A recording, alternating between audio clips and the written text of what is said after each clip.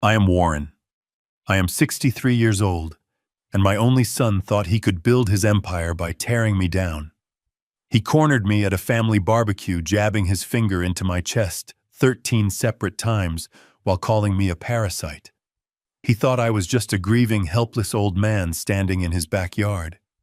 What he did not know, and what his laughing wife filming the entire thing on her phone did not realize, was that I legally owned the very ground they were standing on. I did not raise my voice. I did not shed a single tear. I simply walked to my car and made a single phone call that erased their entire existence. Before I tell you exactly how I sold their house while they were still eating dessert, let me know what city you are listening from down in the comments. Hit the like button and subscribe if you believe that respect must be earned and abuse should always be met with absolute ruin. It was the 4th of July, and the suburban air was thick with the smell of expensive grilled meats and the sound of fireworks popping in the distance. I pulled my 10-year-old truck up to the curb of a sprawling 2-story modern colonial home. To the rest of our extended family, this house was a monument to my son Cameron and his massive success in the corporate world. The driveway was lined with imported luxury cars, and the manicured lawn stretched out like a green carpet toward a custom stone fire pit. Cameron and his wife Brittany played the role of the perfect wealthy hosts. Brittany was floating around the patio in a designer sundress, sipping a mimosa, while Cameron held court near the outdoor kitchen, a heavy crystal glass of single malt scotch resting in his hand. No one at that party knew the truth about the brick and mortar surrounding them. They did not know that 5 years ago, when Cameron's credit score was completely destroyed by his own reckless spending, I quietly purchased this property entirely in cash through a blind, limited liability company. I did it to protect him. I let him believe he was paying a standard mortgage to a faceless bank, when in reality those monthly payments were going directly into my holding account, which I then used to silently pay their property taxes and maintenance fees. I built a financial fortress around my son so he could sleep soundly at night. He rewarded my silent sacrifice with pure contempt. I walked into the backyard carrying a simple homemade potato salad. The moment I stepped onto the patio, the atmosphere shifted.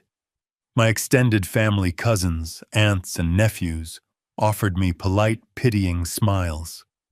Ever since my wife passed away 2 years ago, I had become the family ghost, a tragic figure they had to tolerate. Cameron barely looked at me. He snatched the bowl from my hands and handed it to a caterer, loudly joking that I should not have bothered bringing cheap food to a premium cookout. I swallowed the insult. I took a seat in a folding chair near the edge of the lawn, content to remain out of the way. But Cameron was not interested in peace. He was pacing. The scotch had fueled a dangerous kind of arrogance in him. Lately, he had been obsessing over a new business venture, a high-risk commercial investment that required a massive injection of liquid capital. He had burned through his own savings, and the banks would not lend to him. There was only one source of money left in his orbit: the life insurance payout from my late wife. It was a substantial sum meant to secure my retirement and pay for my medical care in my twilight years. I had already told him in private that the money was absolutely off-limits. I thought the matter was closed. I was wrong. Cameron clinked a silver spoon against his scotch glass, demanding the attention of the 30 people gathered on the patio. The music was turned down. The conversations stopped. Everyone turned to look at the golden boy. He started with a toast to family, but his eyes locked onto me, cold and predatory. He walked slowly across the stone pavers, standing directly over my folding chair. He announced to the entire crowd that true family supports one another. He told them about his brilliant new business plan, a plan that was guaranteed to make millions, a plan that was currently being blocked by one stubborn, selfish obstacle: me. He held his hand out palm up and publicly demanded that I transfer the life insurance funds to his corporate account by Monday morning. He framed it as an act of duty. He told our relatives that since I was old and living a useless, quiet life, sitting on that money was a betrayal to the family legacy. The silence in the backyard was absolute. I looked around at the faces of my siblings and my nieces. Not a single person spoke up to defend me. They just stared, waiting to see if the old man would fold under the pressure. I looked up at my son. I kept my voice incredibly soft, perfectly even. I told him no. I told him that his mother worked her entire life to build that safety net, and I would not let him gamble it away on a pipe dream. The word no snapped something inside him. His face flushed dark red. The polished corporate facade vanished, replaced by the spoiled, vicious child he had truly become. He threw his crystal glass onto the lawn. It did not shatter, but the scotch splashed across my shoes. He stepped straight into my personal space looming over me. He raised his right hand and pointed a stiff index finger directly at my heart. Then he struck me. He jabbed that finger hard into my chest bone. 1. He told me I was a pathetic old man. He jabbed me again. 2. He called me a freeloader. 3. He said I was a parasite draining the joy out of his life. 4. 5. 6. Each strike was harder than the last, driving the breath out of my lungs, pushing me back against the canvas of the chair. 7. 8. 9. He screamed that if I did not sign the transfer papers, he would legally declare me incompetent and throw me into the cheapest, most miserable state-run facility he could find. 10. 11. 12. He leaned in so close I could smell the alcohol and the bitter hatred on his breath. He delivered the final strike hard enough to leave a deep, dark bruise over my heart. 13. I did not retaliate. I did not raise my hands to block him. I simply sat there and absorbed the physical abuse, counting every single impact. Out of the corner of my eye, I saw Brittany. She was not horrified. She was leaning against the outdoor kitchen counter, holding her smartphone up, recording the entire assault with a wide, mocking grin on her face. She was filming my humiliation for her own entertainment. I looked back at the crowd of relatives. My own brother looked down at his shoes. My cousins suddenly found their drinks fascinating. They were all complicit in their silence. They had chosen their side. In that exact second, the father who loved Cameron died. The man sitting in that chair was no longer a grieving widower or a supportive parent. I became a machine of pure consequence.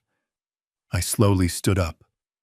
The patio was so quiet, you could hear the wind rustling through the oak trees. I did not offer a profound speech. I did not threaten him back. I looked Cameron dead in the eyes, adjusted my jacket, and walked away. I walked past the imported cars, past the custom landscaping I had secretly paid for, and got into my truck. I turned the key in the ignition. I pulled my phone from my pocket. It was time to show my son what a real financial empire looks like when it crashes down on your head. The drive away from the subdivision took exactly 22 minutes. I did not turn on the radio. I drove in absolute silence, watching the suburban landscape shift from the manicured lawns of my son's neighborhood to the older, more established streets where I lived. My chest still throbbed where Cameron had driven his finger into my ribs, but the physical pain was entirely secondary to the cold, terrifying clarity that had taken over my mind. For years, I had operated under the delusion that unconditional love meant unconditional forgiveness. I had excused his arrogance as ambition. I had overlooked his disrespect as stress from his corporate job. I had allowed him to treat me like a burden because I wanted to protect the fragile bond we had left after his mother died. That delusion perished on his patio. I parked my 10-year-old truck in the driveway of my modest brick home. The house was completely quiet. I walked straight past the living room and entered my home office, locking the solid wood door behind me. I went directly to the corner of the room and knelt in front of a heavy steel fireproof safe. I spun the dial, inputting the combination my late wife and I had chosen 3 decades ago. The heavy locking mechanism clicked open with a satisfying metallic thud. I bypassed the envelopes containing our old tax returns and my retirement portfolio. I reached into the very back of the dark metal cavity and pulled out a thick manila folder labeled merely as property holdings. I laid the folder flat on my heavy oak desk and opened it under the bright glow of the desk lamp. Inside sat the original notarized deed to the luxury suburban home Cameron and Brittany currently occupied. The crisp legal document did not have Cameron's name on it. It did not have Brittany's name on it either. It was registered exclusively to a blind limited liability company, of which I was the sole managing director and 100% equity owner. 5 years ago, Cameron came to me in an absolute panic. He had attempted to purchase his first home to impress his new corporate colleagues, but his credit rating was completely destroyed. He had maxed out numerous credit cards, defaulted on auto loans, and carried massive amounts of undisclosed personal debt from his reckless bachelor years. No legitimate banking institution would give him a mortgage for a tool shed, let alone a premium colonial estate. He was facing massive public humiliation in front of his peers and his new fiancée. Instead of letting him face the consequences of his actions, I decided to catch him before he hit the ground. I used my own liquid capital to purchase the property entirely in cash. I then set up the corporate holding company and created a sophisticated lease agreement that Cameron firmly believed was a standard bank mortgage. For half a decade, my son had been writing a monthly check to a designated corporate account. He constantly bragged to his friends about his prime interest rate and his high-value real estate investment. He had no idea that his monthly payments were less than half of the actual market rate for that neighborhood. He did not know that the corporate account was controlled entirely by me. Every single month, I took his inadequate payments and quietly added my own money to cover the massive property taxes, the neighborhood association fees, and the premium structural insurance. I subsidized his wealthy lifestyle while he called me a parasite in front of our entire family. He believed he was a self-made man standing proudly on top of the world. He did not realize I owned the very mountain he was standing on. I ran my fingers over the raised golden seal of the deed. The time for silent subsidies was over. I opened the bottom drawer of my desk and pulled out a leather-bound address book. I flipped past the numbers of the family members who had watched me get assaulted. I turned to the business contacts section and found a specific number. It belonged to a man who operated a corporate liquidation firm. He specialized in aggressive acquisitions, hostile takeovers, and moving massive amounts of distressed capital in absolute secrecy. He catered to private equity investors who wanted to park their cash in American real estate without asking too many questions. I picked up my desk phone and dialed the number. The liquidator answered on the second ring. I did not exchange pleasantries or explain my personal situation. I told him I had a premium piece of suburban real estate that needed to be liquidated immediately. I gave him the exact address, the square footage, and the details of the recent kitchen renovations I had secretly paid for last year. I heard him typing on his keyboard, pulling up the property records and the aerial satellite views on his end. He noted the extremely high value of the neighborhood and asked what my timeline was. I told him I needed an all-cash offer and I needed the transaction finalized before the sun went down today. He paused. He warned me that an expedited weekend sale involving a blind company transfer would require a steep financial discount. He offered me a figure that was exactly 40% below the current market value. Most sellers would have hung up the phone in disgust. I accepted the offer without a single second of hesitation. The money did not matter to me anymore. I had enough to live comfortably for the rest of my life. What mattered right now was the sheer speed of the execution. I gave the liquidator one non-negotiable condition for the sale. The new buyer had to take physical possession of the property within 48 hours. There would be no grace periods. There would be no extended move-out dates.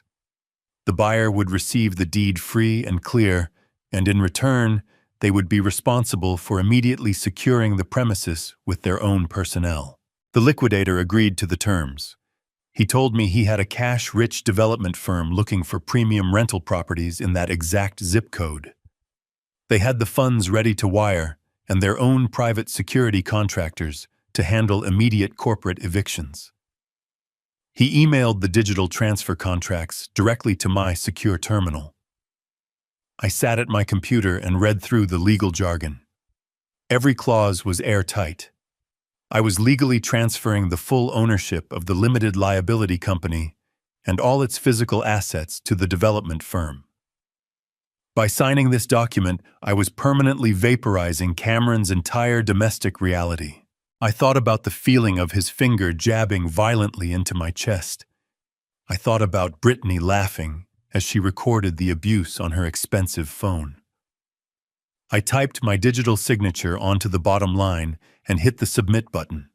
The confirmation screen flashed, indicating the transmission was complete. I printed a hard copy of the transfer receipt and placed it inside the empty manila folder. The house was completely gone. The manicured lawn, the custom fire pit, the expensive kitchen where they hosted their lavish parties, none of it belonged to them anymore. They were currently sitting in the backyard of a house owned by a ruthless corporation that wanted them out by any means necessary. I looked at the clock on my wall. It was early evening. The barbecue would be winding down. Cameron would be pouring another glass of scotch, feeling like an absolute king who had just put his useless old father in his place. He had no idea the crown had already been stripped from his head. But the house was only the first domino to fall. The physical foundation was gone, but I needed to ensure the financial walls collapsed completely around him.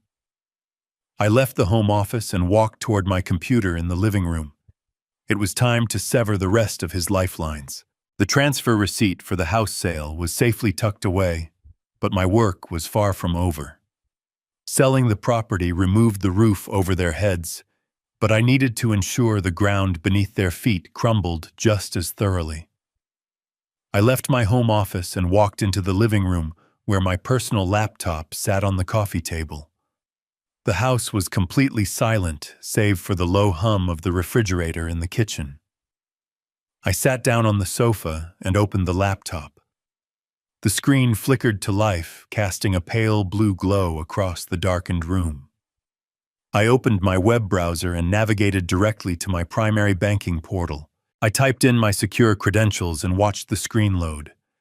A list of accounts appeared before me. For years, I had treated these accounts like a sacred duty. I had meticulously managed the balances, making sure there was always enough liquid cash to catch my son whenever he stumbled. Now I was looking at these numbers not as a safety net, but as a weapon. I navigated to the automated transfers section of my dashboard. A long list of recurring payments populated the screen. Each line item represented another invisible crutch I had placed under Cameron and Brittany to keep them standing tall in their affluent social circle. The first item on the list was a heavy monthly draft for a luxury imported sport utility vehicle. Brittany drove a brand new top-of-the-line model.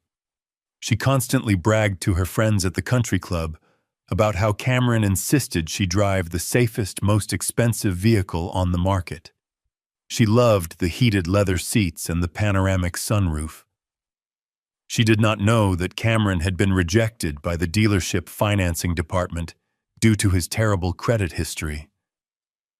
I was the one who co-signed the lease and set up the automatic payments from my personal checking account to ensure she could keep up appearances. I moved the cursor over the active payment profile. I clicked the button to cancel the recurring draft. A warning prompt asked if I was sure, explaining that missed payments would result in immediate vehicle repossession. I clicked confirm. The payment vanished from the screen. By next week, the bank would issue a recovery order, and her prized status symbol would be towed out of wherever they ended up sleeping. I moved down the list to the next major expense. It was a premium gold tier health insurance policy. A few years ago, Cameron had complained bitterly about the deductibles on his corporate health plan. He claimed it was beneath him to pay out of pocket for basic medical visits. Like always, I stepped in to smooth his path.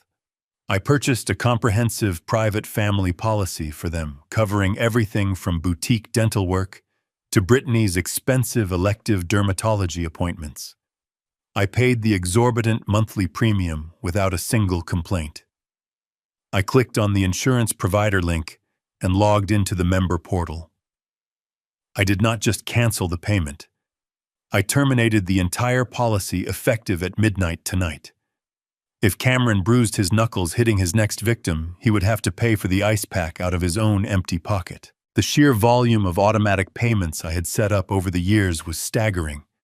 I systematically went down the list, severing every single artery of financial support. I canceled the autopay for their premium grocery delivery service. I deleted the recurring payment that covered the expensive organic dog food for their purebred golden retriever. I even found the monthly subscription for the exclusive wine club Cameron used to stock his impressive home bar. I terminated them all. With every click of the mouse, another layer of their artificial wealth was stripped away. They thought they were living a life of luxury built on Cameron's corporate success. In reality, they were living on an allowance provided by the father they had just publicly abused. There was one final connection left to sever. I opened a new tab and logged into my telecommunications provider. Decades ago, when Cameron was just a teenager, I added his first cell phone to my family plan. Over the years, that plan had grown. Upgraded smartphones, unlimited data packages, international roaming for their lavish vacations. I was the primary account holder, and I paid the massive bill every single month. Earlier today, Brittany had used that very phone and the data plan I paid for to record my humiliation. She was probably sending that video to her friends right now, laughing at the old man who just sat there and took the abuse. I navigated to the device management page. 2 active lines were listed under my account, one for Cameron and one for Brittany. I selected both devices. A drop-down menu appeared offering various options like pausing data or suspending service temporarily. I ignored those options and scrolled to the very bottom. I selected the option for total permanent line cancellation. The system generated a final warning, stating that the phone numbers would be permanently lost and the devices would be immediately disconnected from the cellular network. I clicked the execute button. I looked at the digital clock on my laptop screen. It was exactly 8:45 in the evening. I imagined the scene back at the barbecue. The guests would be mingling under the string lights. Brittany would be holding her phone, preparing to post a picture or send a text message. Suddenly, the signal bars in the corner of her screen would vanish. The network icon would disappear. She would try to refresh her browser, but the screen would just load infinitely. She would tap Cameron on the shoulder, complaining about the terrible reception. He would pull out his own device only to find a completely dead connection. Within 3 minutes, they were entirely cut off from the digital world. They had no ability to make calls, send emails, or access their bank applications, unless they begged a neighbor for a wireless connection. I closed the laptop and pushed it away. The screen went dark, plunging the living room back into shadows. The entire process had taken less than 20 minutes. In that short window of time, I had completely dismantled the financial infrastructure of my son's life. He had no house. He had no car. He had no insurance. He had no phone. He was a wealthy man at 8 o'clock and a destitute man by 9. I stood up from the sofa and walked into the kitchen. I opened the high cabinet above the stove and took down a bottle of aged bourbon I had been saving for a special occasion. I poured a measure of the dark amber liquid into a simple glass. I did not add ice. I walked over to the kitchen window and looked out at my quiet neighborhood. The streetlights cast long shadows across the empty road. I took a slow sip of the bourbon. It burned pleasantly as it went down, warming my chest. My fingers traced the outline of the bruise forming under my shirt where Cameron had struck me. The physical ache was still there, but the emotional weight that had suffocated me for years was completely gone. I did not feel angry anymore. I did not feel sad. I felt entirely peaceful. The financial execution was in motion, and there was nothing on earth Cameron could do to stop it. I placed my cell phone on the counter. I opened the settings menu and switched the device to absolute silent mode. No vibrations, no emergency alerts. I did not want to hear the frantic voicemails when they finally found a working phone. I drank the last drop of the bourbon and rinsed the glass in the sink. I turned off the kitchen lights and walked down the hallway to my bedroom. I pulled back the covers, climbed into bed, and closed my eyes. For the first time in 2 years, I slept through the entire night without waking up once. The weekend passed with exactly the kind of silence I had engineered. I did not receive any panicked phone calls because they had no network connection to make them. I spent Sunday reading a novel on my back porch, listening to the birds, and enjoying the profound peace of a man who has finally stopped carrying a crushing weight. But Monday morning arrived, and the real-world consequences of my Friday night keystrokes began to bleed into the daylight. At noon, Cameron was exactly where he felt most powerful. He was sitting in a private leather booth at the most exclusive steakhouse in the financial district. This was his arena. He was hosting 3 prospective clients for his new business venture, the very same venture he had demanded my life insurance money to fund. He had ordered the most expensive cuts of dry, aged beef and multiple bottles of imported red wine. He was holding court, laughing loudly and projecting the image of a wildly successful young executive who had the world on a string.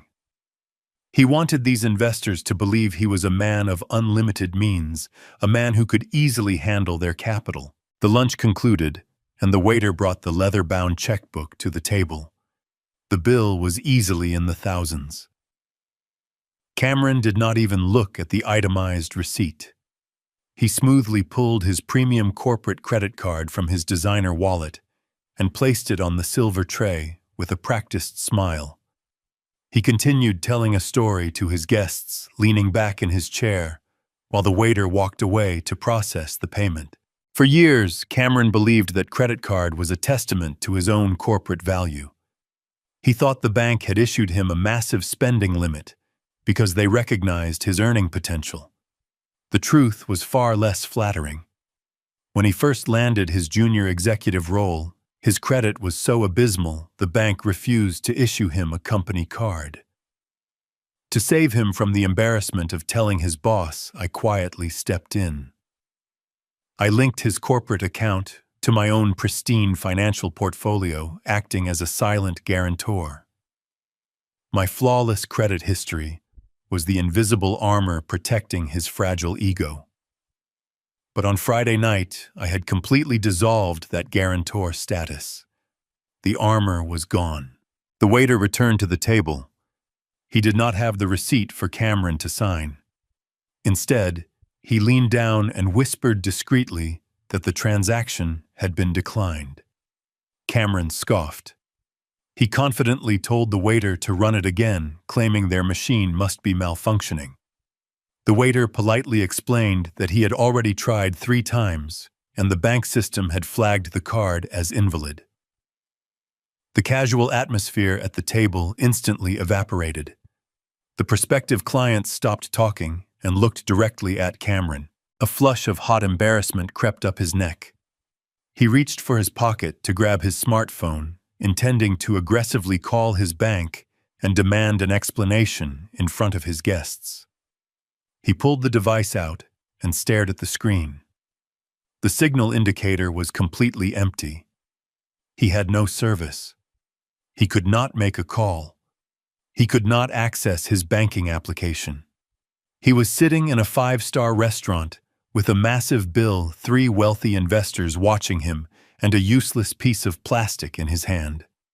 He was forced to excuse himself from the table, his face burning red as he walked to the front host stand to beg to use their landline telephone.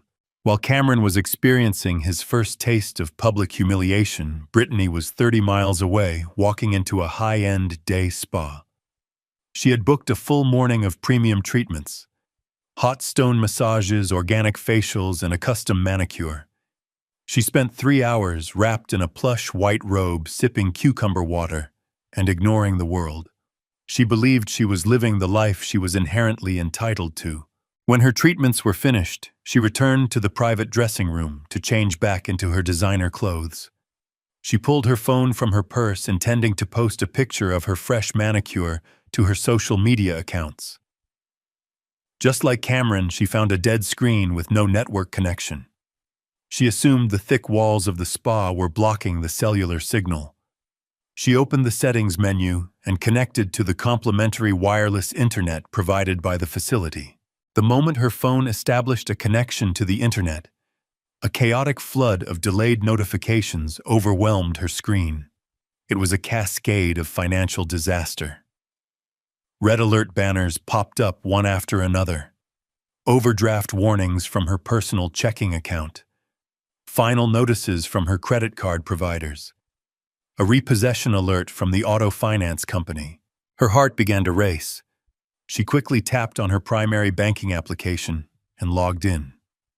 The large number at the top of the screen, which usually brought her so much comfort, was currently displaying a negative balance of several $100s. She frantically checked the transaction history, looking for the monthly trust dividend. For years, a substantial sum of money had magically appeared in her account on the first Monday of every month. She and Cameron treated it like a guaranteed inheritance, an automatic right. She had no idea that dividend was simply a manual transfer I initiated from my own retirement savings to ensure she never overdrew her accounts. This morning, for the first time in 5 years, the phantom money had not arrived. Panic set in. She walked out to the elegant marble reception desk to settle her tab for the morning treatments.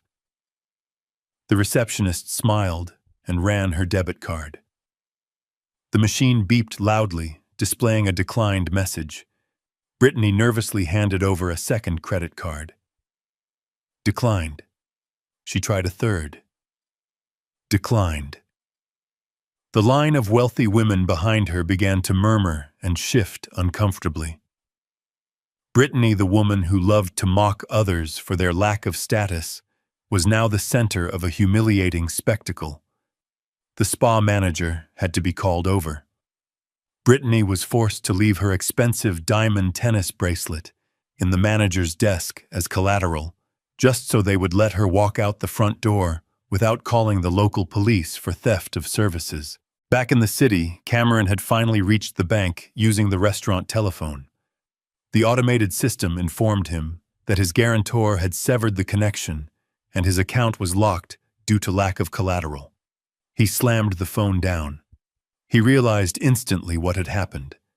He remembered the blank look on my face at the barbecue when he had struck me 13 times.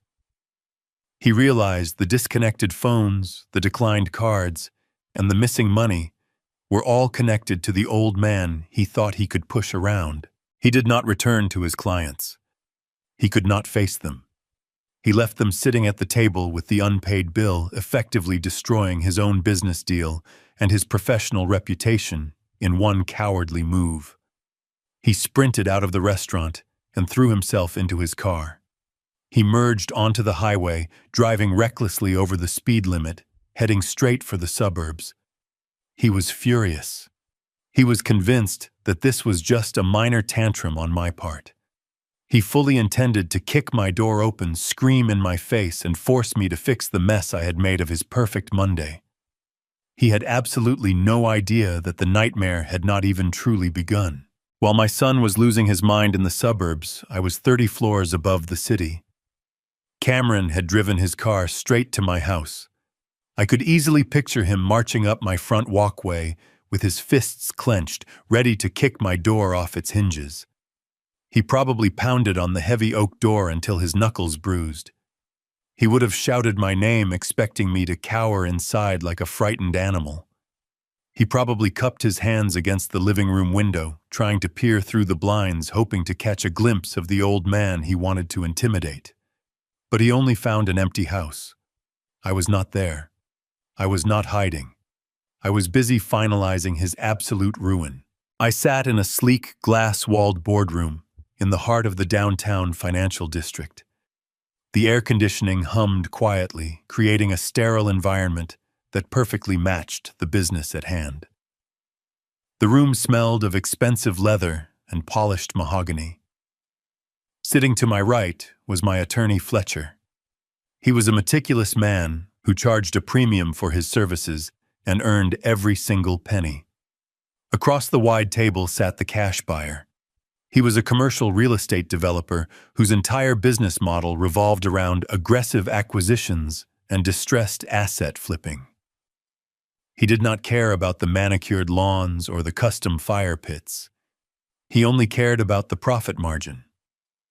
He was a shark wearing a tailored charcoal suit, and I had just thrown him a very bloody piece of meat.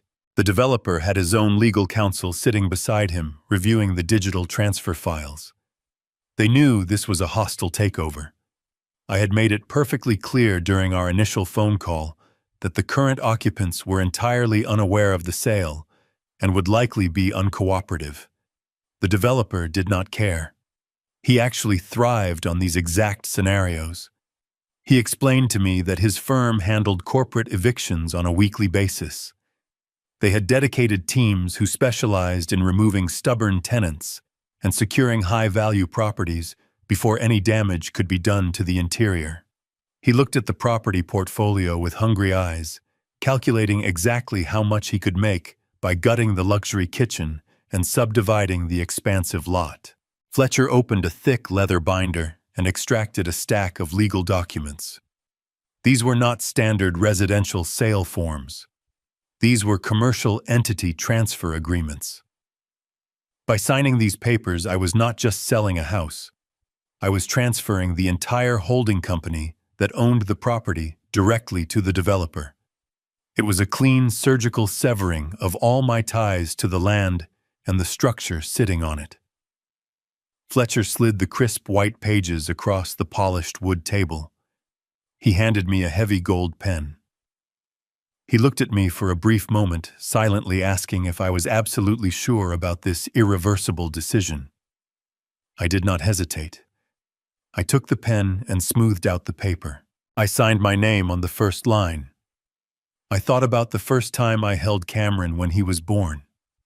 I signed the second line. I thought about the years I spent working overtime just to pay for his college tuition so he could secure his corporate job. I signed the third line. I thought about the vicious strikes against my chest and the laughter of his wife. With every stroke of the pen, I erased another memory. I was not just selling real estate. I was evicting my son from my heart. I finished the final signature and pushed the documents back across the table. The developer smiled. He picked up the paperwork and handed it to his own attorney, who quickly verified the signatures and applied his notary stamp. The heavy thud of the stamp echoing in the quiet boardroom was the sound of the guillotine falling. The developer pulled his phone from his pocket and tapped the screen. He was authorizing the wire transfer. My bank account was linked directly to the holding company. We sat in silence for exactly 3 minutes. Then my own phone vibrated softly against the table. I looked at the screen. A digital notification from my bank confirmed that a massive 7-figure sum had just successfully cleared into my primary account. The transaction was complete. The money was real and the house was legally gone. The developer did not waste a single second. The moment the wire transfer was confirmed, he made a phone call to his logistics coordinator. I sat and listened as he orchestrated the immediate seizure of the property. He spoke in sharp, efficient commands. He ordered a heavy-duty disposal dumpster to be delivered to the driveway within the hour. He dispatched a private security firm consisting of off-duty law enforcement officers to secure the perimeter of the estate. He instructed a professional locksmith crew to drill out every single deadbolt and install high-security commercial locks on all the exterior doors. He specifically told the security team leader that the previous occupants had no legal rights to the property and were to be treated as hostile trespassers. If they resisted, the security team was authorized to call the local police and press criminal charges for trespassing on private commercial property. The developer hung up the phone and stood up from the table. He extended his hand toward me. He told me it was a pleasure doing business and assured me his team would have the property fully locked down by the afternoon. I shook his hand. It was a firm, cold handshake between two men who understood the ruthless nature of business. Fletcher began packing the copies of the transfer documents into his leather briefcase. He asked me if I needed a ride back to my truck. I told him I was perfectly fine. I walked over to the floor-to-ceiling windows and looked out over the sprawling city below. Somewhere down there, my son was speeding through traffic, completely unaware that his kingdom had just been conquered by a man in a charcoal suit. He was probably planning out exactly what he was going to say to me when he finally tracked me down. He was probably practicing his angry demands and his cruel insults, but he had no leverage left. The bank cards were useless. The phones were dead. And now the very house he intended to return to was surrounded by armed men who answered to a corporate entity that did not care about his feelings or his social status. The developer and his lawyers left the boardroom, leaving Fletcher and me alone. Fletcher closed his briefcase and told me that from a legal standpoint, I was completely insulated. The limited liability company was gone. The title was clear. There was absolutely no way Cameron could reverse the sale or claim any rights to the equity. He was effectively a ghost haunting a house that belonged to a stranger. I thanked Fletcher for his meticulous work. I left the high-rise building and walked out into the warm afternoon sun. I decided to take a slow walk through the city park before heading home. I watched families having picnics and children playing on the grass. I felt a profound sense of relief washing over me.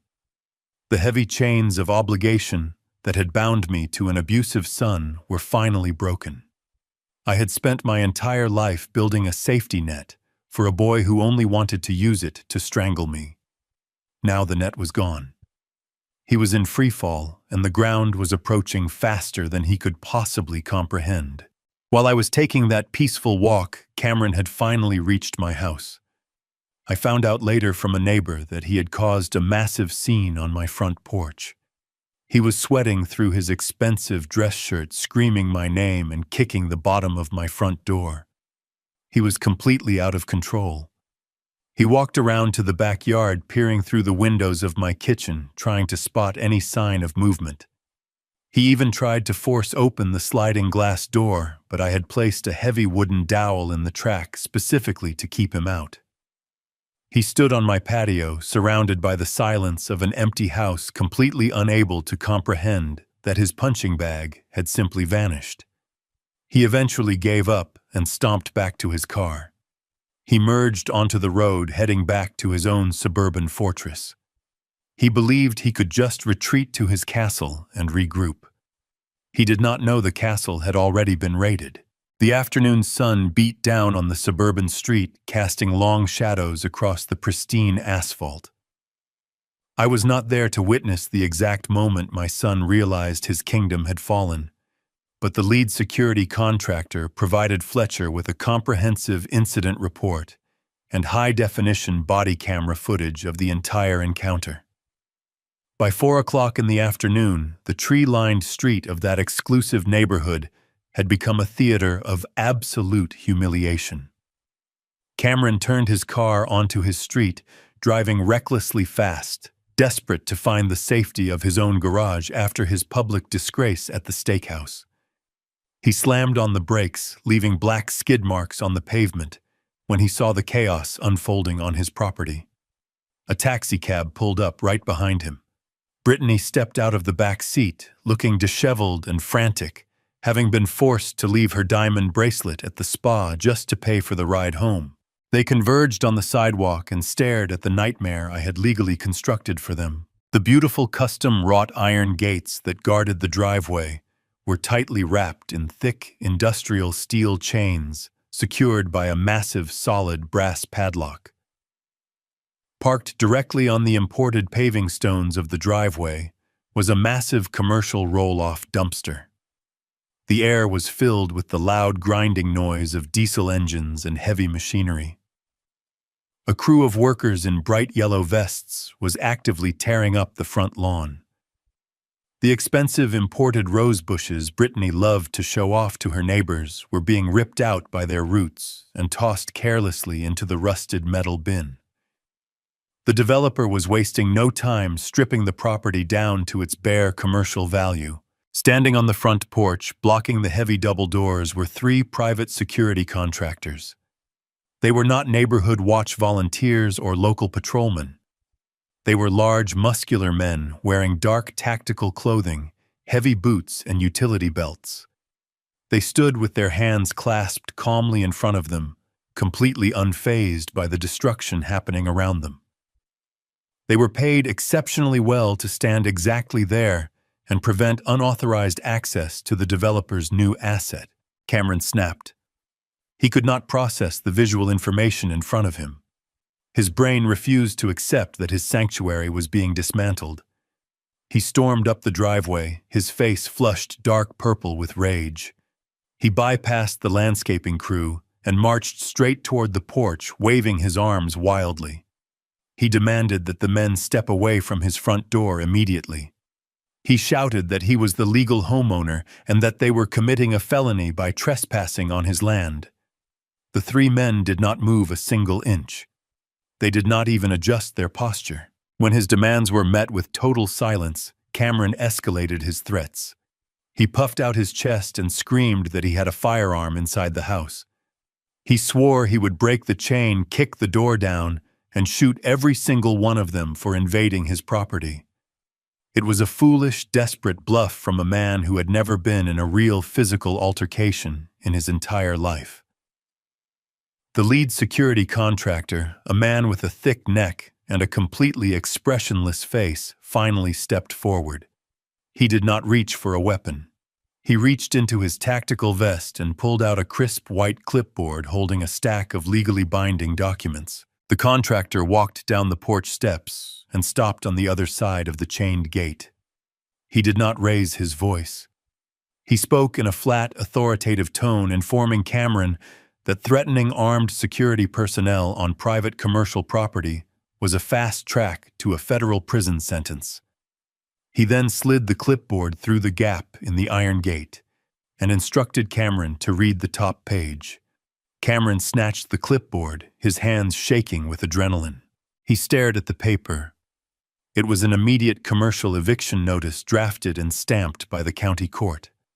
Attached directly behind it was the deed transfer I had signed just hours ago in the downtown boardroom. Cameron read the name of the limited liability company that had previously owned the house. He recognized the corporate address listed next to it. It was my home address. Then he read the name of the new owner, the downtown development firm. Brittany pushed her way past Cameron and looked over his shoulder. Her eyes scanned the legal jargon. The terrible truth finally crashed down on both of them. They never owned the home. They never held the deed. The mortgage they had been paying for 5 years was nothing more than a glorified rental agreement. They were tenants living on my absolute mercy, and I had just terminated their lease. Brittany let out a sharp gasp, realizing that the house, the manicured lawn, the custom kitchen, and every ounce of social status tied to this address was a complete illusion. The man she had laughed at while he was being assaulted had secretly owned every square inch of her perfect life. Cameron dropped the clipboard onto the grass. The false bravado completely drained from his body, leaving him hollow and trembling. He looked up at the contractor and tried to change his tactic, pleading for just a little bit of time. He begged them to stop the landscaping crew and let him make some phone calls. He promised he could clear up the misunderstanding if he could just get inside and access his computer. The contractor shook his head. He informed Cameron that the property belonged to the developer now, and the demolition schedule was already set. However, the contractor explained that state law required them to allow the previous occupants a brief window to retrieve essential personal belongings before the interior liquidation began. He reached over the gate and dropped 2 heavy-duty black plastic contractor bags onto the driveway at Cameron's feet. The rules were simple and brutal. They had exactly 15 minutes to go inside. They could only take whatever they could physically fit into those 2 bags.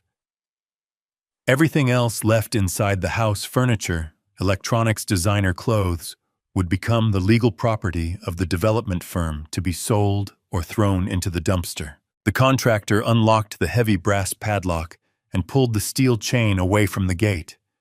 He gestured for them to proceed. Cameron and Brittany grabbed the plastic bags and ran up the steps, their hearts pounding with sheer panic. The 3 armed guards followed them inside, watching their every move to ensure they did not attempt to damage the walls or steal any permanent fixtures. The 15 minutes inside the house were a psychological torture of their own making. The vast interior suddenly felt like a massive trap. They ran up the curved wooden staircase, slipping on the polished floors. Brittany sprinted into her massive walk-in closet, completely paralyzed by the sheer volume of her belongings. She had racks of expensive dresses, dozens of imported shoes, and shelves of designer handbags.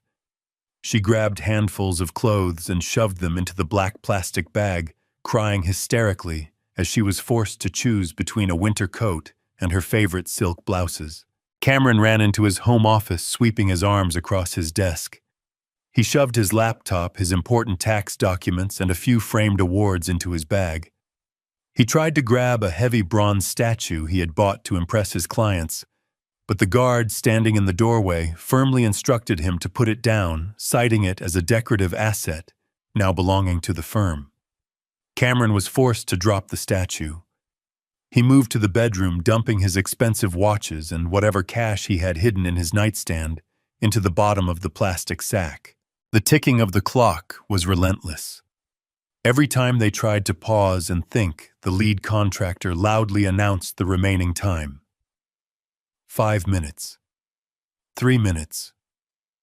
1 minute. They were running through their own home like frightened scavengers, desperately trying to salvage fragments of a life that no longer existed. When the 15 minutes expired, the contractors did not give them a single second of grace. They ordered Cameron and Brittany to step away from their dressers and move toward the front door. Brittany sobbed, begging to take just one more bag of shoes. The guard ignored her, physically stepping between her and the closet. They were marched back down the grand staircase, carrying their black plastic garbage bags over their shoulders, looking like common transients. They walked out the front door and stepped onto the porch. The lead contractor pulled the heavy wooden doors shut. The sound of the deadbolts locking echoed loudly across the ruined front lawn. The guards escorted them back down the driveway and past the iron gates. The steel chain was wrapped around the bars once again, and the brass padlock was snapped shut, locking them out forever. They stood on the public sidewalk holding their garbage bags while the landscaping crew continued to feed the remaining rose bushes into the metal dumpster. They were completely locked out of the illusion they had built. Cameron was a man who had never been told no by the universe. Even standing on the public sidewalk, with his entire life stuffed into 2 black plastic garbage bags, his ego absolutely refused to accept the reality of the situation. He was convinced there was a loophole, a mistake a manager he could scream at to fix the massive problem unfolding in front of his eyes. Since I had permanently severed his cellular service, he had no way to call for help from his own device. He grabbed Brittany by the arm, pulling her away from the chained gate, and marched her down the manicured sidewalk toward the massive house next door. This house belonged to his cousin, a man who just 48 hours ago had stood on the patio holding a beer and watched Cameron violently jab his finger into my chest without saying a single word. Cameron pounded his fist against the ornate glass of his cousin's front door, hitting it hard enough to rattle the frame. He did not ask for a favor when the door finally opened. He demanded access. He pushed his way into the grand foyer, brushing past his own family members, who looked at him with a mixture of confusion and growing alarm. He snatched the landline telephone from the kitchen counter and dialed emergency services. He did not tell the dispatcher that he was involved in a civil property dispute with a corporate landlord. He knew the police would not rush over for a simple tenant issue. Instead, he fabricated a highly dangerous lie. He told the operator that heavily armed mercenaries had invaded his home, locked him out, and were currently holding his property hostage.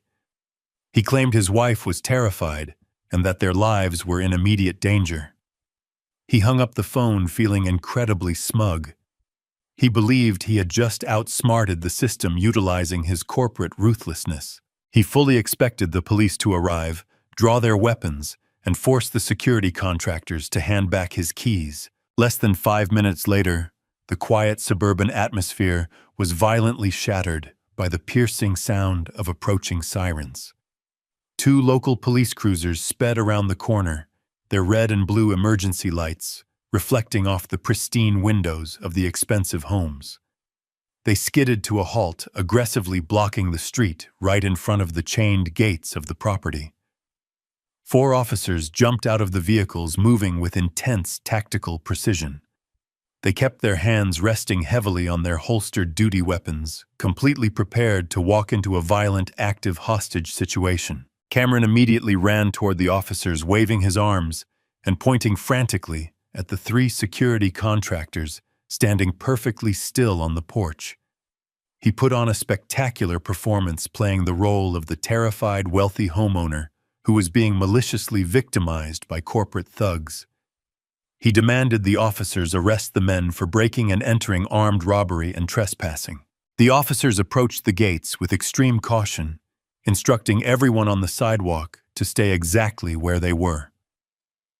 The lead security contractor did not flinch. He did not reach for his radio or make any sudden aggressive movements. He calmly stated his name, his state security licensing number, and his exact legal purpose for being on the property. He then slowly reached through the gaps in the iron bars and offered the officers the exact same white clipboard he had shown Cameron minutes earlier. The senior police officer took the clipboard, stepping back to maintain a safe distance. He read the commercial eviction notice drafted by the county court. He examined the stamped deed transfer.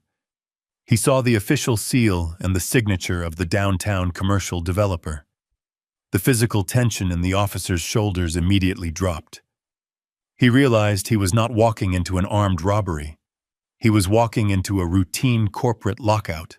The officer turned away from the gate and walked back toward Cameron. He asked for a valid driver's license. Cameron confidently pulled out his designer wallet and handed over his identification, eagerly pointing out that his home address was printed right there on the plastic card. The officer nodded, acknowledging the address, but then asked a devastating legal question. He asked Cameron to produce a single piece of paper, a recent mortgage statement, a property tax receipt, or a registered deed proving he actually owned the land beneath his feet. Cameron stuttered. He tried to explain the complex financial arrangement we had utilized for the past 5 years. He tried to explain that his father was the holding company, and that I had maliciously sold it out from under him to punish him. The officer held up his hand, stopping the frantic, disjointed explanation. He explained the cold, hard truth of the law to a man who thought he was above it. The printed address on a driver's license only proves residency. It does not prove ownership.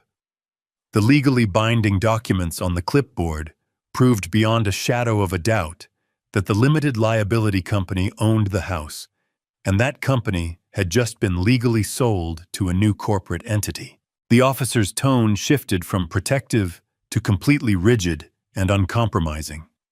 He informed Cameron that this was entirely a civil matter. The police department had absolutely no jurisdiction to overturn a corporate property transfer or enforce a verbal family lease agreement. Furthermore, the officer sternly warned Cameron about the severe criminal consequences of his recent actions.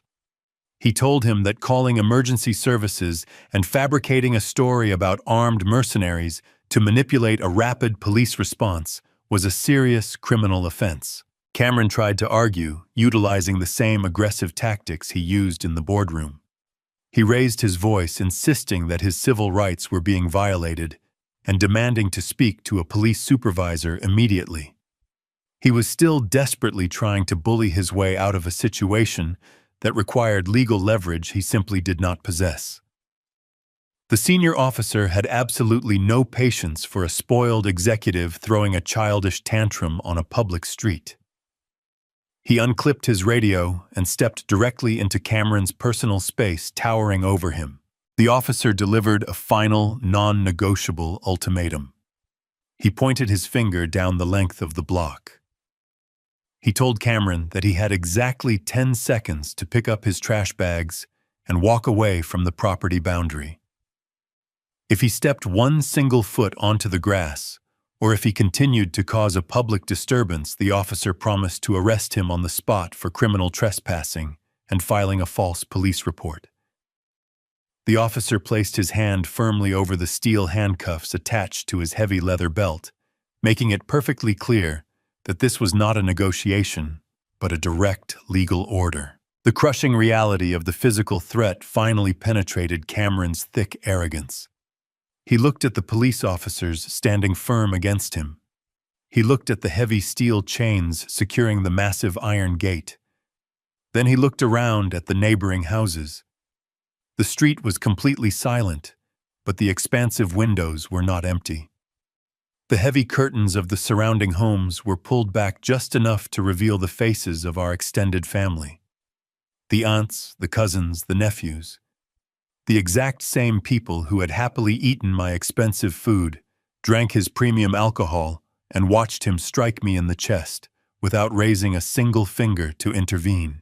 They were all watching him right now. They were watching the golden boy of the family, the successful corporate genius, being treated like a common criminal by the local police. They were watching his beautiful wife standing on the concrete sidewalk with ruined makeup running down her face. Not a single front door opened to offer sanctuary. Not a single relative walked out to offer them a glass of water, a ride to a local hotel, or a place to sleep for the night. They stayed securely hidden behind their glass windows, silently witnessing the spectacular public collapse of his fake empire. They had chosen his side when he was powerful, and now they were abandoning him when he was weak. Cameron swallowed hard. His face was entirely pale, and his hands were physically trembling from the adrenaline crash. He bent down and picked up the heavy black plastic garbage bag containing his laptops and his broken pride. Brittany silently picked up her bag of wrinkled designer clothes, her shoulders shaking with quiet sobs. Without saying another word, they turned their backs on the massive house they thought they owned.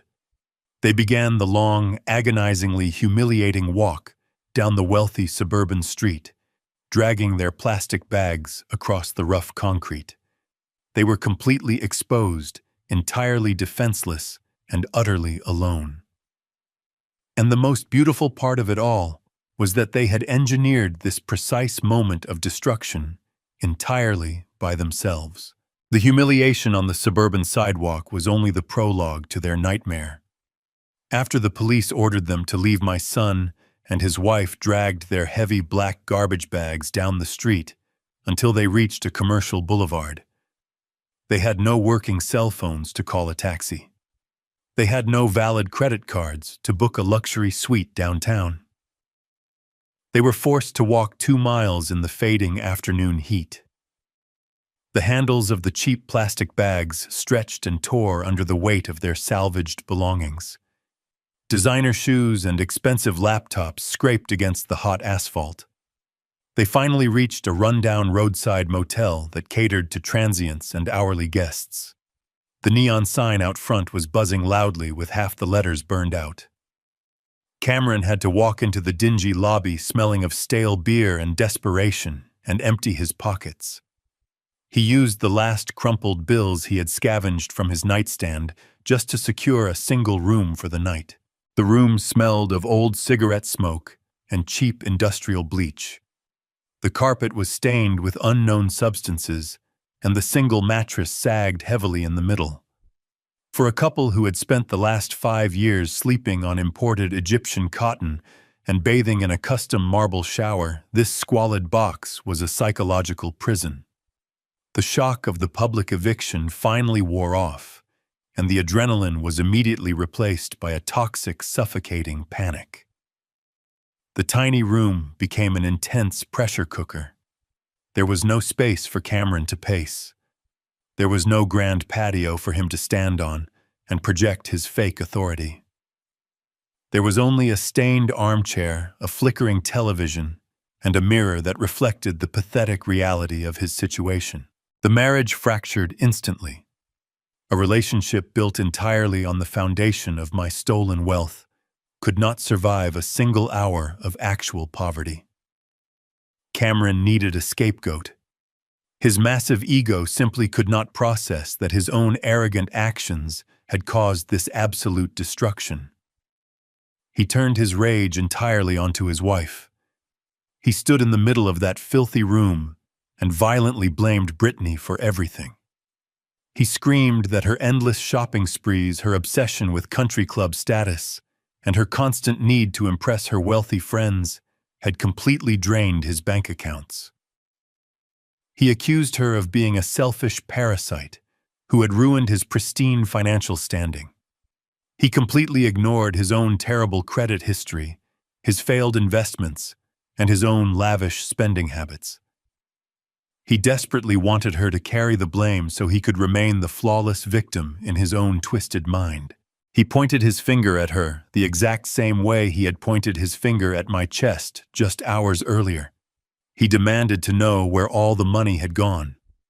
He yelled that if she had not spent so much on designer clothes, luxury vacations, and weekly spa treatments, they would have enough cash to hire a high-powered lawyer and fight the corporate eviction. He backed her against the peeling wallpaper of the motel room, hurling insults and degrading her exactly as he had done to me.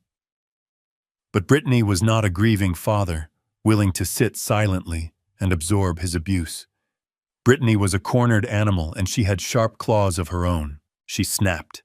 She pushed him away with both hands and screamed right back into his face. Her voice echoed loudly through the paper-thin walls of the motel. She told him he was a complete failure as a provider and a massive fraud as a husband. She reminded him that he was the one who insisted on the expensive steakhouse dinners and the imported scotch just to look important. Then the immense pressure of the moment forced a devastating truth out of her mouth. She screamed a confession that completely paralyzed my son. She admitted that 6 months ago, their finances were already secretly collapsing. Cameron's new business venture was burning through cash at an alarming rate, and his corporate salary was nowhere near enough to maintain their wealthy facade. Instead of cutting back and living within their actual means, Brittany had taken matters into her own hands. She confessed that she had taken out a massive off-the-books loan to keep their lifestyle afloat. She had borrowed $80,000 in cold, hard cash. But she did not go to a bank or a legitimate lending institution because their credit was entirely useless. She went to aggressive private lenders, the kind of ruthless men who operate entirely in the shadows and charge extortionate weekly interest rates.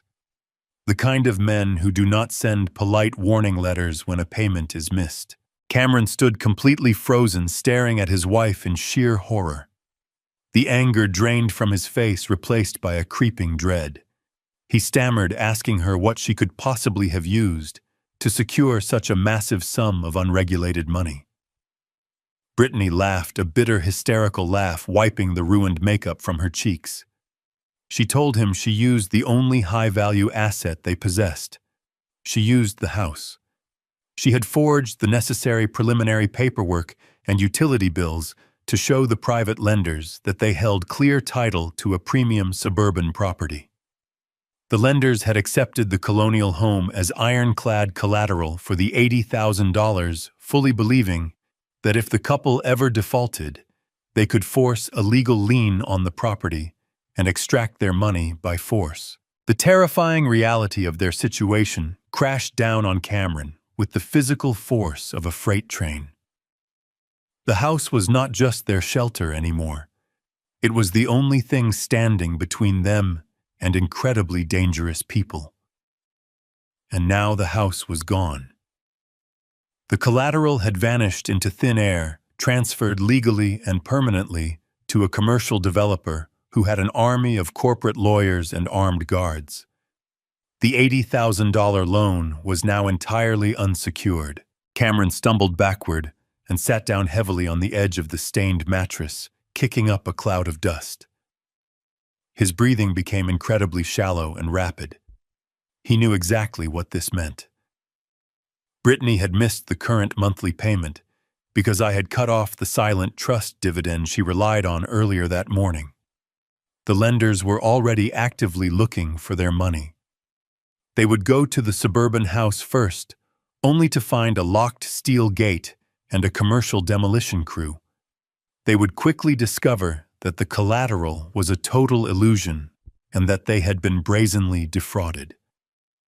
When aggressive, unregulated lenders realize they have been cheated, they do not file a lawsuit in civil court. They seek immediate physical retribution. Brittany stood in this corner of the room crying uncontrollably, but she delivered the final, crushing blow to his fragile reality. She took a deep breath and told Cameron that the lenders had required a verified emergency contact and a physical place of employment before handing over the briefcases of cash. She had given them the exact address of his downtown corporate office. She had given them his direct department floor, his specific cubicle location, and his personal extension number. The people who held an $80,000 violent grudge knew exactly where he worked. They knew his daily schedule. They knew exactly where to find him when the sun came up tomorrow morning. My son sat in that squalid motel room, completely trapped in a nightmare of his own creation. He had no cell phone to call the police for protection. He had no money to buy a plane ticket and flee the city. He had no secure house to hide inside. He was entirely exposed to the elements of his own arrogance. He realized that tomorrow morning he could not just skip work because his entire identity and his last remaining hope for income was tied to his corporate job. But walking into that high-rise office building meant walking directly into the waiting hands of ruthless debt collectors. I learned all of these precise details later from the private investigator my lawyer Fletcher had hired to monitor the fallout. Reading the transcript of their motel fight brought me absolutely no joy, but it brought me a profound sense of justice. Cameron had spent his entire adult life acting like the smartest man in every room, treating me like a disposable stepping stone. He thought he could abuse me without any consequences because I was his father. He forgot that a father is the one person who knows exactly how fragile a son truly is. He was about to learn that the real world does not care about his corporate titles or his expensive suits. The real world demands payment, and my son was completely bankrupt. The drive away from the subdivision took exactly 22 minutes. I did not turn on the radio. I drove in absolute silence, watching the suburban landscape shift from the manicured lawns of my son's neighborhood to the older, more established streets where I lived. My chest still throbbed where Cameron had driven his finger into my ribs, but the physical pain was entirely secondary to the cold, terrifying clarity that had taken over my mind. For years, I had operated under the delusion that unconditional love meant unconditional forgiveness. I had excused his arrogance as ambition. I had overlooked his disrespect as stress from his corporate job. I had allowed him to treat me like a burden because I wanted to protect the fragile bond we had left after his mother died. That delusion perished on his patio. Tuesday morning arrived with the cruel indifference of a rising sun. Cameron had spent the entire night staring at the water-stained ceiling of that roadside motel. He had not slept a single minute. His expensive tailored suit was wrinkled and smelled faintly of the stale cigarette smoke that permeated the cheap room. He had no fresh shirt to wear and no hot water to properly shave. But he forced himself out of that sagging bed and drove to the downtown financial district. His corporate job was the absolute last piece of his false identity still intact. It was also his only remaining source of income. He walked into the towering glass and steel building desperately trying to project his usual aura of arrogant success. He rode the elevator to the 50th floor, straightened his tie, and walked onto the expansive, open-concept sales floor. He sat down at his desk and picked up his office phone. He believed that if he could just close one massive deal, he could generate enough commission to start digging his way out of the grave I had dug for him. He was completely blind to the fact that the sharks were already in the building. Down in the pristine marble lobby of the corporate tower, two men walked through the revolving glass doors. They did not belong in this environment of high finance and polished luxury. They wore cheap, ill-fitting suits that hung awkwardly on their heavy frames. The fabric looked shiny and cheap under the bright lobby lights. Thick, dark ink crept out from beneath their shirt collars, extending up the sides of their thick necks. They walked with the heavy, deliberate steps of men who made their living through physical intimidation. The young receptionist sitting behind the curved mahogany desk immediately sensed the danger. She stood up and politely asked them to sign the visitor log and state their business. The two men did not even look at her. They completely ignored her polite requests and kept walking straight toward the secure elevator banks. When an unsuspecting junior analyst swiped his badge to open the glass security turnstiles, the two men simply grabbed the heavy glass partitions and forced their way through right behind him. The receptionist frantically picked up her phone to call building security, but the men were already in the elevator, riding up to the 50th floor. Up on the sales floor, the atmosphere was one of quiet, intense productivity. Dozens of executives sat in their modern glass-walled cubicles, speaking in hushed tones to wealthy clients. The floor was completely open, designed to foster a collaborative corporate culture. There were no solid walls to hide behind.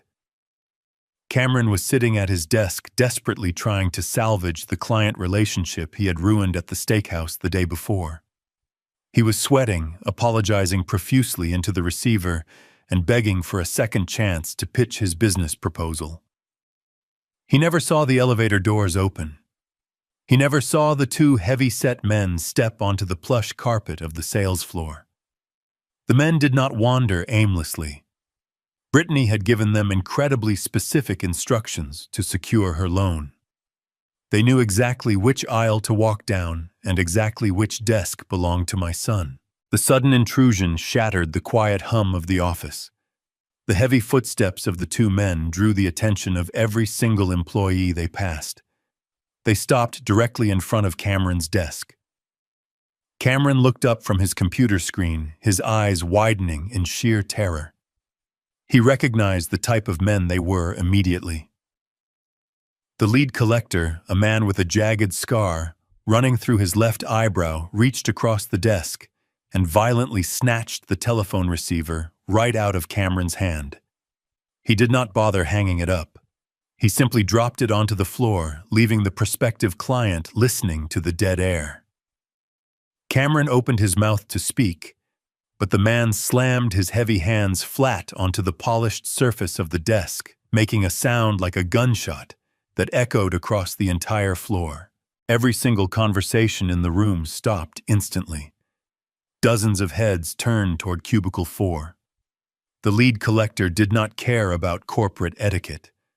He did not care about keeping his voice down. He spoke with a loud, booming volume, ensuring that every single person within 100 feet could hear exactly what he was saying. He looked down at Cameron and explicitly stated his full name. He then announced to the entire room that Cameron and his wife, Brittany, had brazenly defrauded his organization. He stated the exact amount of the debt loud and clear: $80,000. He told Cameron that the fake deed and the forged property documents they used to secure the cash had been discovered. He explained that the suburban house was gone and the loan was now entirely unsecured. Cameron was completely paralyzed. His face drained of all color, turning a sickly shade of pale gray. He looked around wildly, seeing the shocked faces of his colleagues, his rivals, and his subordinates. He tried to stand up. He raised his hands in a placating gesture and frantically whispered, begging the men to lower their voices. He pleaded with them to walk into a private glass conference room down the hall so they could discuss a payment plan quietly. The second tattooed man let out a harsh, cruel laugh. He stepped around the desk, invading Cameron's personal space. He grabbed the lapels of Cameron's wrinkled suit jacket and shoved him hard back into his expensive, ergonomic office chair. The lead collector leaned over the desk, placing his scarred face just inches away from my son. He told Cameron that there would be no private meetings and no restructured payment plans. He laid out the absolute final terms of their arrangement with chilling precision. He told Cameron that he had exactly 3 days. By Friday afternoon, at 5:00 sharp, a wire transfer for the full $80,000 plus an additional $10,000 in penalty interest had to clear their offshore account. If the money was not sitting in their bank by that exact minute, they would not return to this corporate office. They would find Cameron wherever he was sleeping. The man loudly and graphically described exactly what they would do to him. He explicitly threatened to shatter both of his kneecaps with a heavy steel pipe, ensuring he would never walk into a corporate boardroom ever again. The threat was not an empty boast. It was a guaranteed promise of extreme physical violence delivered in front of 50 witnesses. The heavy glass doors of the sales floor finally swung open. 3 uniformed corporate security guards burst into the room, rushing down the main aisle. They had their hands resting on their defensive gear, shouting for the 2 men to step away from the desk immediately. The debt collectors did not resist. They did not try to fight the guards. They had already achieved their primary objective. They had completely destroyed Cameron's safe space, humiliated him in front of his peers, and delivered their violent ultimatum. The lead collector let go of the desk and straightened his cheap suit jacket.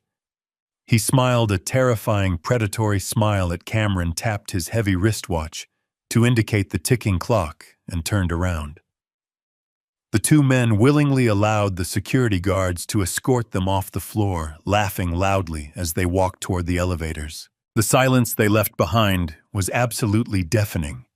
The security guards disappeared into the elevator, leaving Cameron sitting alone at his desk. He was trembling so violently he could not even pick up the telephone receiver from the floor. He slowly looked up and saw the true extent of the damage. Every single employee on the floor was staring at him. But worse than the stares of his peers was the sight at the far end of the room. The senior management team, including the regional vice president and the director of human resources, had stepped out of their corner offices. They had witnessed the entire confrontation. They heard the massive amount of the debt. They heard the accusations of forgery and fraud. They heard the violent threats from men who clearly belonged to a dangerous syndicate. Cameron realized in that agonizing moment that his professional mask was permanently shattered. The golden boy image he had so carefully cultivated using my money was completely dead. He was no longer a rising corporate star. He was a massive liability, a man associated with violent criminals and unregulated debt. The vice president did not walk over to ask if he was okay. He simply gave Cameron a look of utter disgust, turned around, and walked straight toward the human resources department. Cameron sat in his chair, completely ruined, knowing that the absolute worst part of his day had only just begun. The silence on the sales floor after the debt collectors left was not a peaceful quiet.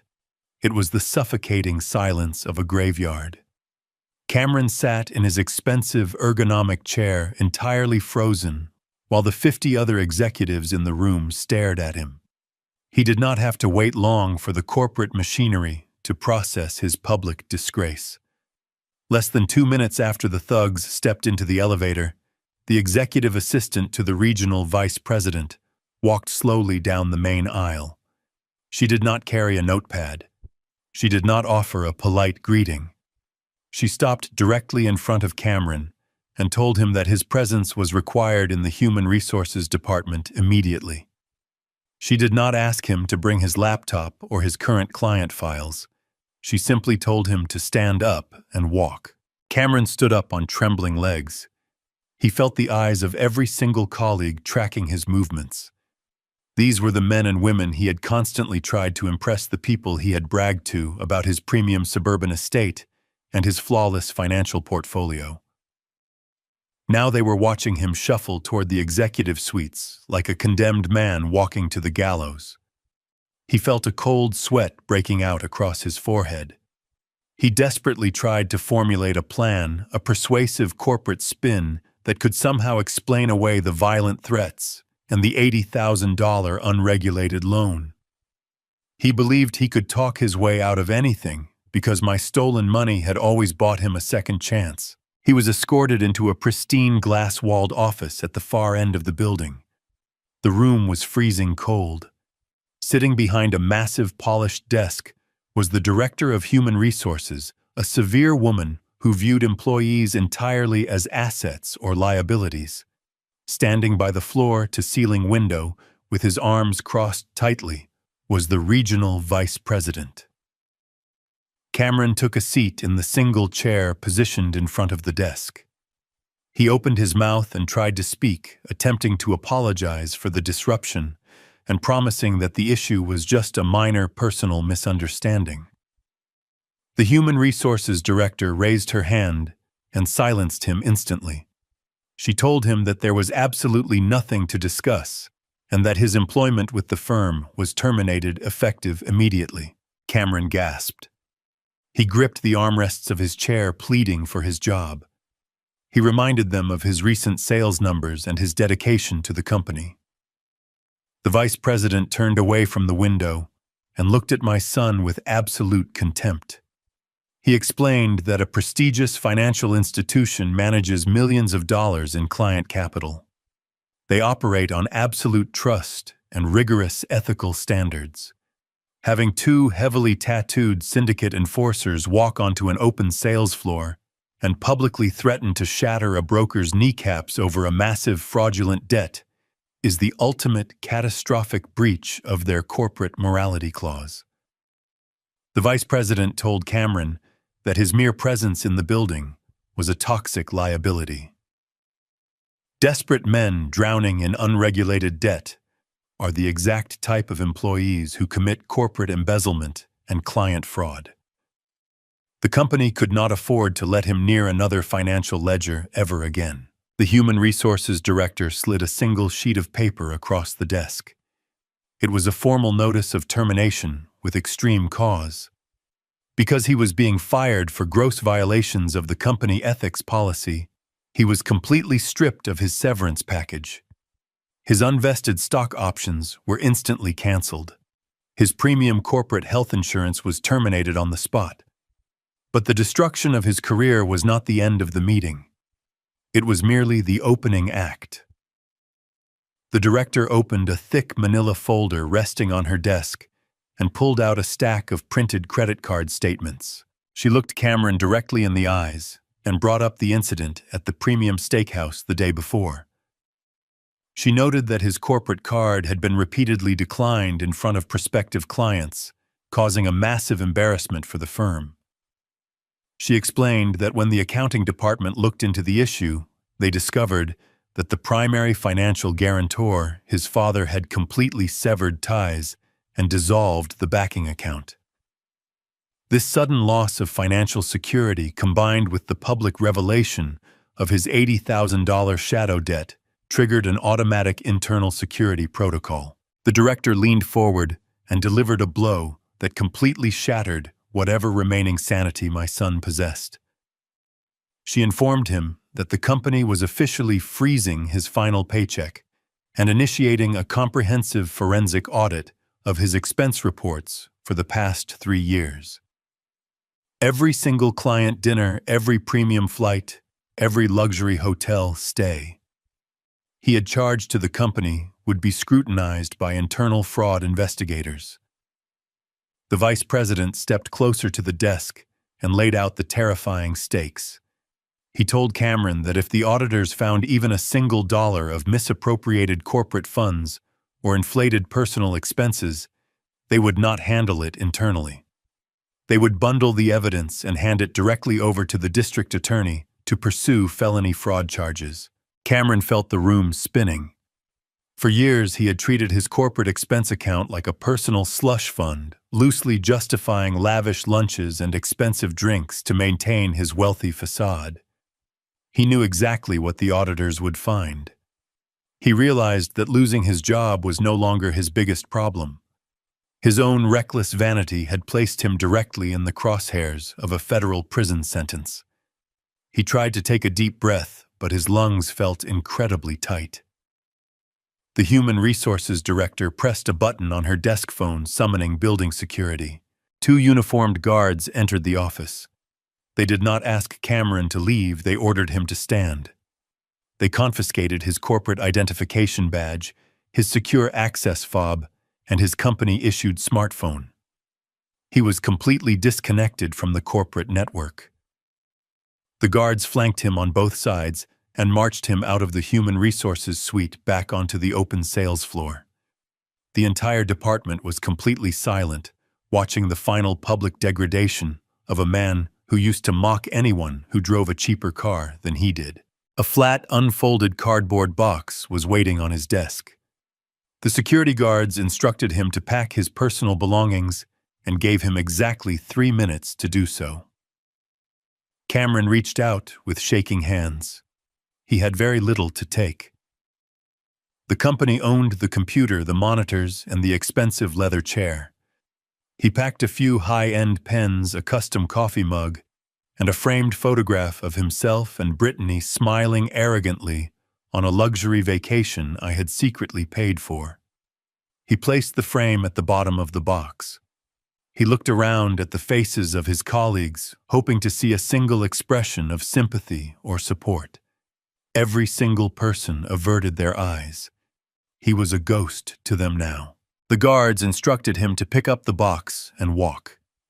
He carried the cardboard container through the aisles, feeling the absolute crushing weight of his failure. He walked into the elevator, and the heavy steel doors closed, shutting out the corporate world forever. The ride down to the lobby felt like a descent into the deepest parts of hell.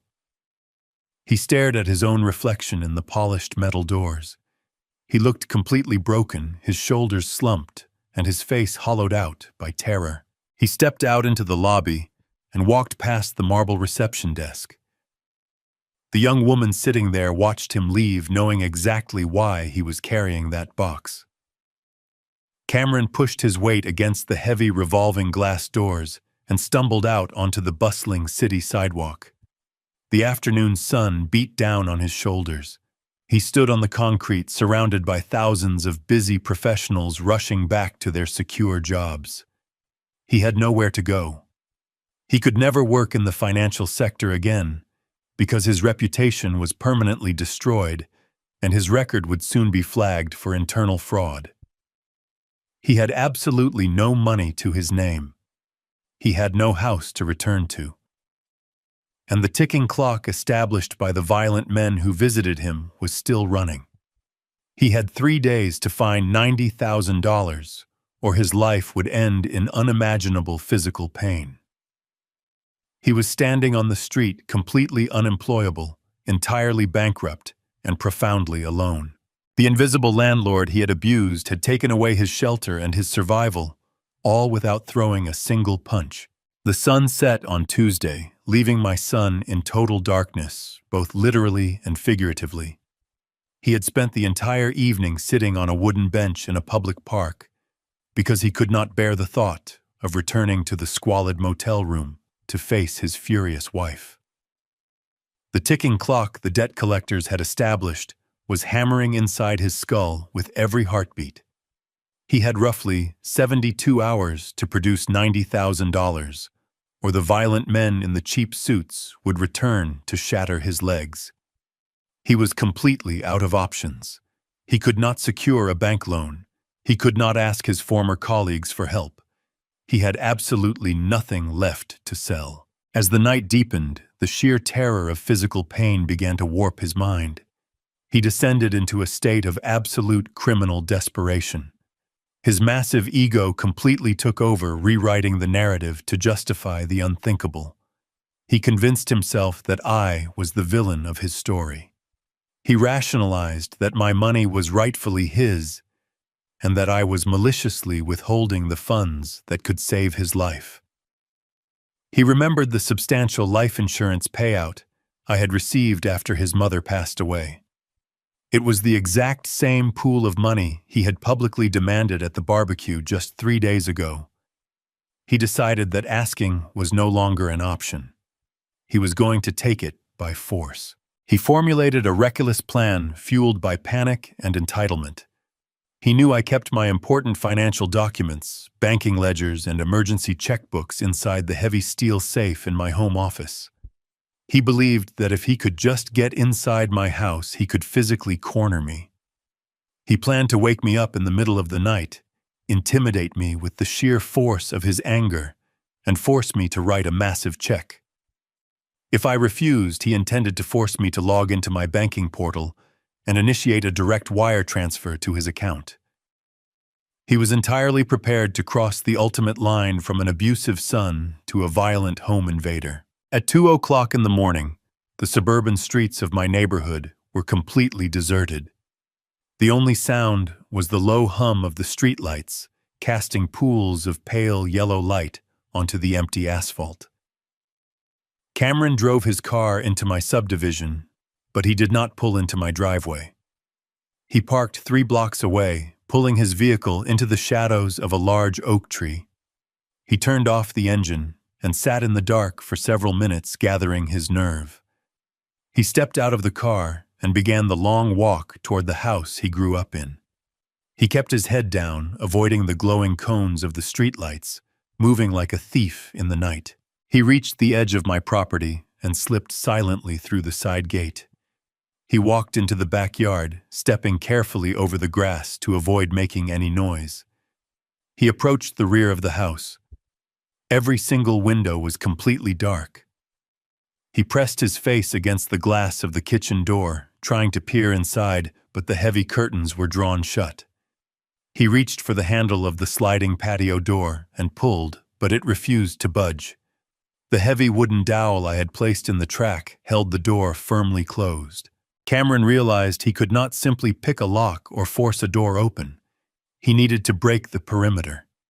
He walked over to the edge of the patio and picked up a heavy decorative landscaping brick from the garden bed. He moved toward the small window of the laundry room located at the back corner of the house. He wrapped his hand in his suit jacket to muffle the sound and swung the heavy brick directly into the center of the glass pane. The glass shattered inward with a sharp, terrifying crash that sounded incredibly loud in the dead of night.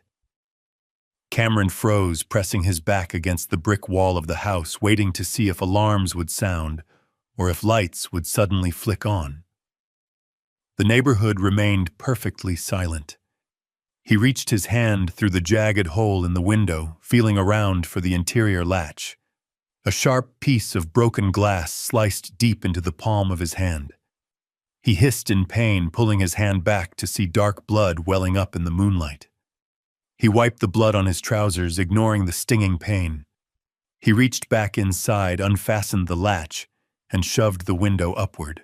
He climbed awkwardly through the small opening, tumbling forward onto the linoleum floor of the laundry room.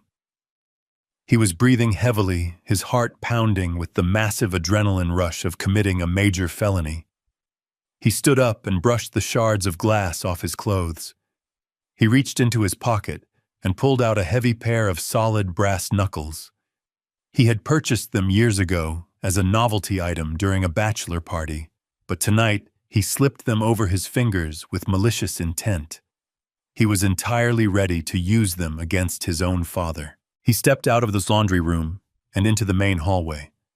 He expected to hear the sound of my breathing or the creak of the floorboards as I got out of bed to investigate the noise. He heard absolutely nothing. He pulled his smartphone from his pocket, using the screen as a dim flashlight to guide his way. He walked down the hallway toward the master bedroom, gripping the brass knuckles tightly. He reached out and pushed the bedroom door open, ready to shout his demands. He swept the dim light across the room and stopped dead in his tracks. The bedroom was completely empty. There was no bed. There were no dressers. The heavy oak nightstands were gone. The closet doors were wide open, revealing entirely bare shelves. He spun around, entirely confused.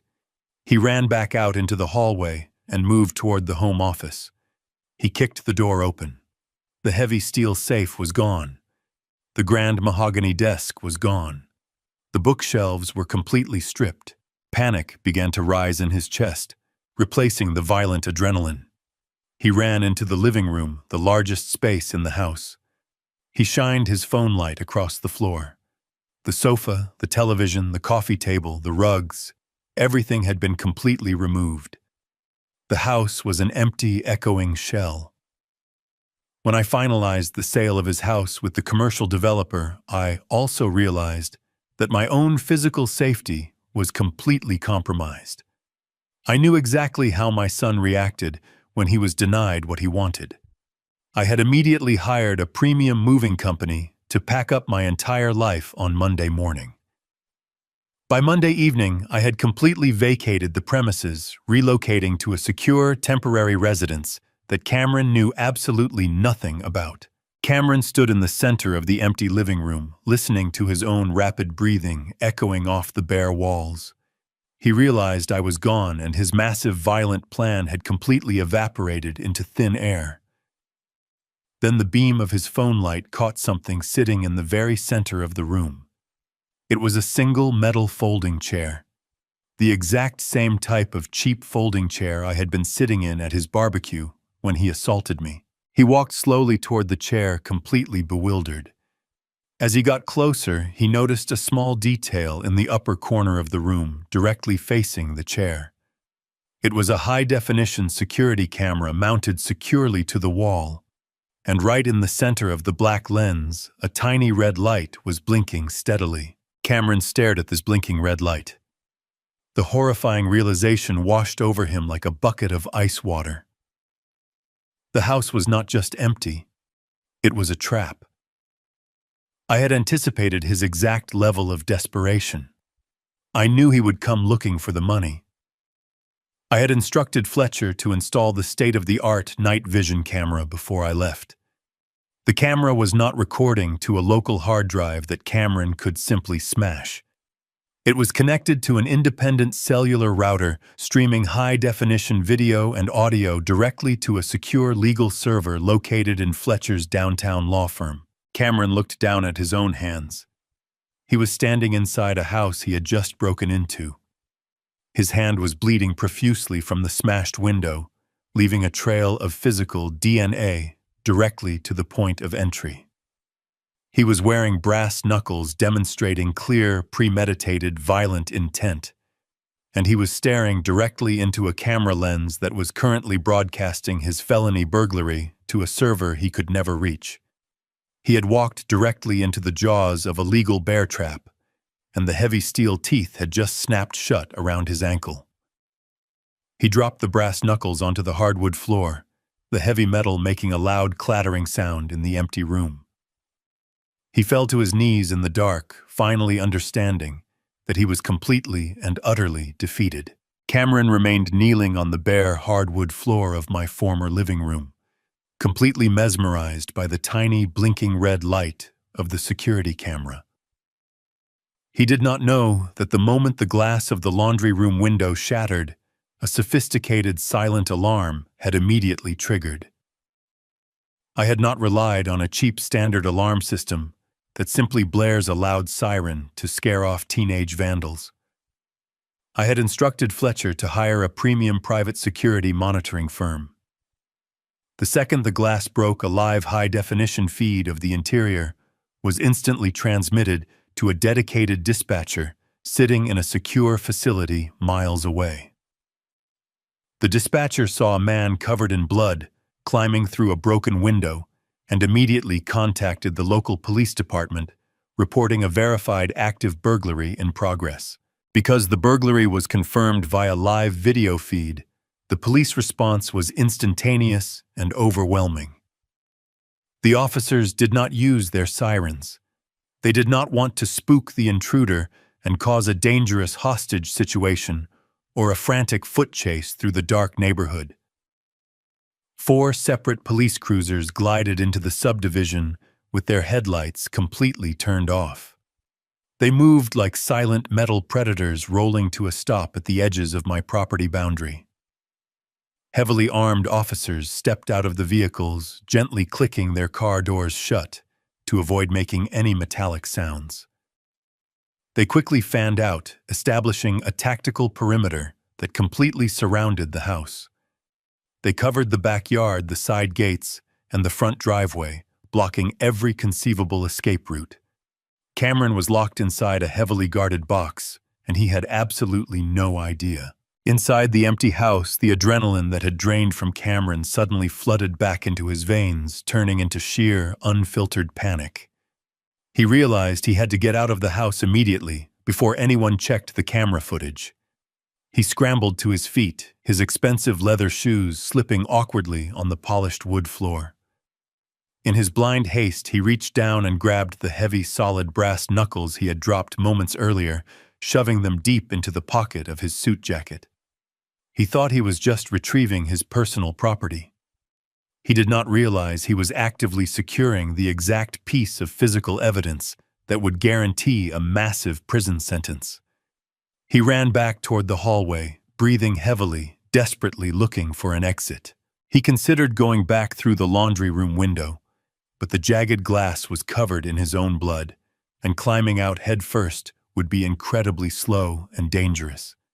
He ran into the kitchen and grabbed the handle of the sliding glass patio door, but the heavy wooden dowel I had jammed into the track refused to yield. He was trapped like a rat in a maze of his own making. The only viable exit was the heavy front door.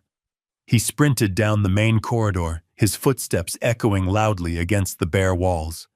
He reached the entryway and grabbed the brass handle of the front door.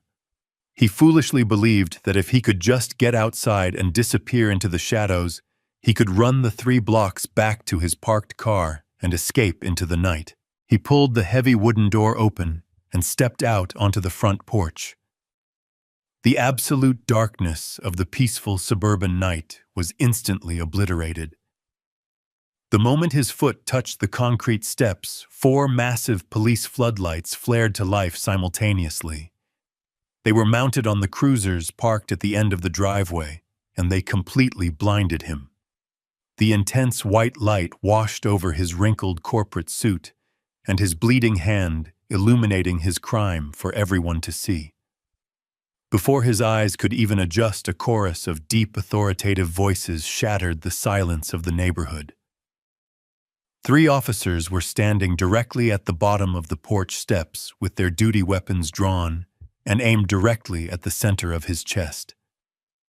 Bright red laser sights painted glowing dots across his white dress shirt.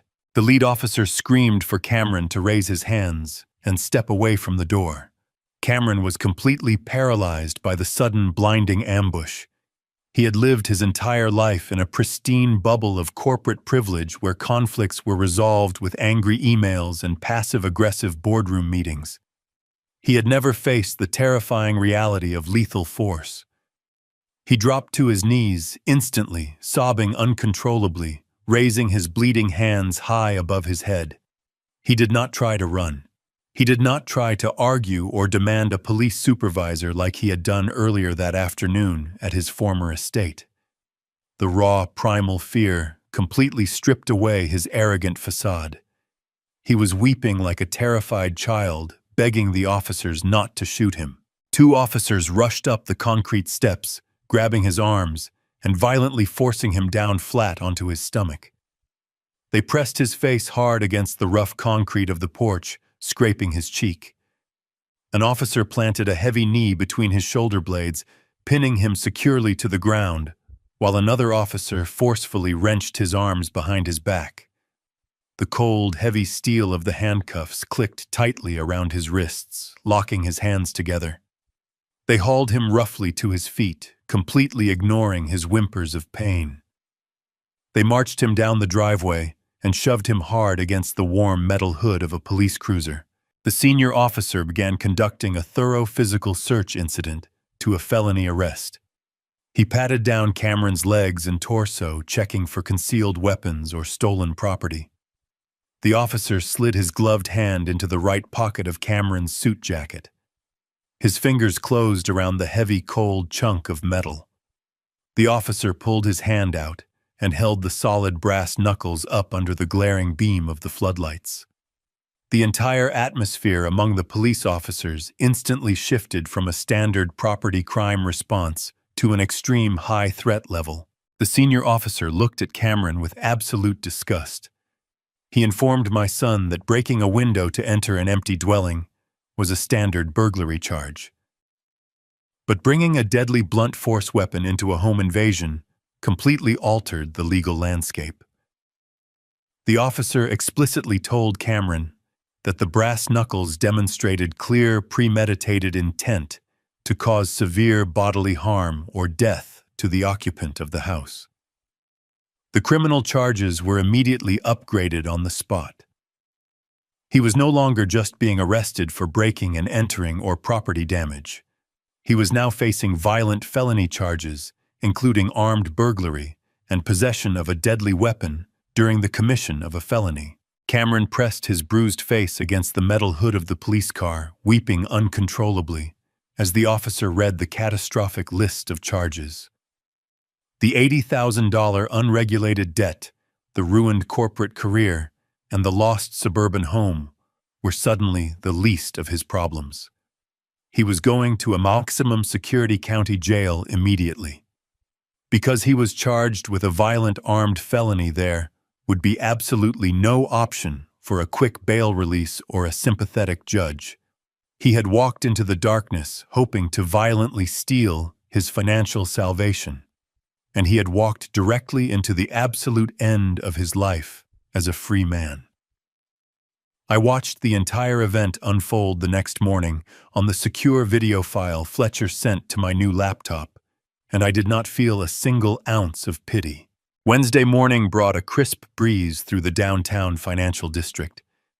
I had just finished my final meeting with Fletcher, finalizing the irrevocable trust documents that would permanently secure my remaining assets. I walked out of his high-rise office building, feeling a profound sense of closure. Across the street sat a quiet, upscale European coffee shop. I decided to treat myself to a simple black coffee and a moment of reflection before returning to my new, secure residence. I took a seat at a small marble table near the front window, watching the city move past the glass. The anxiety that used to govern my daily routine was entirely gone. I was no longer waiting for the next financial disaster to hit my son. He was currently sitting in a concrete holding cell, waiting for a bail hearing that would never come. My moment of peace was violently interrupted exactly 12 minutes later. The heavy glass door of the coffee shop swung open with enough force to bang against the brass doorstop. The bell above the frame jingled frantically. I looked up from my cup. Standing in the entryway was Brittany. The transformation she had undergone in the past 48 hours was staggering. The woman who had glided across her custom patio in a designer sundress just 3 days ago was completely gone. Her expensive blonde hair was matted and tangled. She was wearing the same wrinkled clothes she had shoved into a garbage bag during the commercial eviction. Her face was pale, devoid of the premium cosmetics she usually layered on to face the world. She looked wildly around the room, her eyes darting from table to table until they finally locked onto me. She had obviously gone to Fletcher's office demanding to know my location, and one of his paralegals must have pointed her toward the cafe. She practically sprinted across the polished wooden floor. The quiet murmur of the wealthy patrons and the soft jazz playing over the speakers abruptly stopped. Dozens of people turned their heads to watch the frantic woman charging toward a quiet, elderly man. She did not pull up a chair. She did not attempt to have a civilized conversation. The moment she reached my table, her knees buckled. She collapsed directly onto the hard floor, throwing her hands onto the edge of my marble table and gasping for air. She began to sob hysterically. It was not a quiet, dignified cry. It was a loud, guttural wail that echoed off the high ceiling of the coffee shop. The barista behind the counter froze, holding a steaming pitcher of milk. The businessmen at the adjacent tables lowered their newspapers. Brittany did not care about the public spectacle. She was completely consumed by pure survival instinct.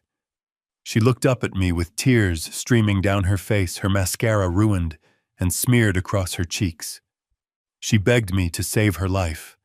She told me that Cameron had been arrested during the night and that he was facing years in a maximum security prison. She screamed that the private lenders, the men who held the unsecured $80,000 debt, knew exactly who she was. She told me they had already found the squalid motel room. She had barely managed to escape out the back door when they pounded on the frame early this morning. She was entirely alone, completely bankrupt, and being hunted by violent men who wanted their money immediately. She clamped her hands over mine, digging her fingernails into my skin, pleading for a wire transfer. She swore that if I just paid off the syndicate, she would disappear forever and never ask me for another dime. When the begging failed to elicit an immediate emotional response from me, she pivoted her strategy. She attempted to play the ultimate victim card. She looked around at the horrified patrons, trying to garner their sympathy before looking back into my eyes.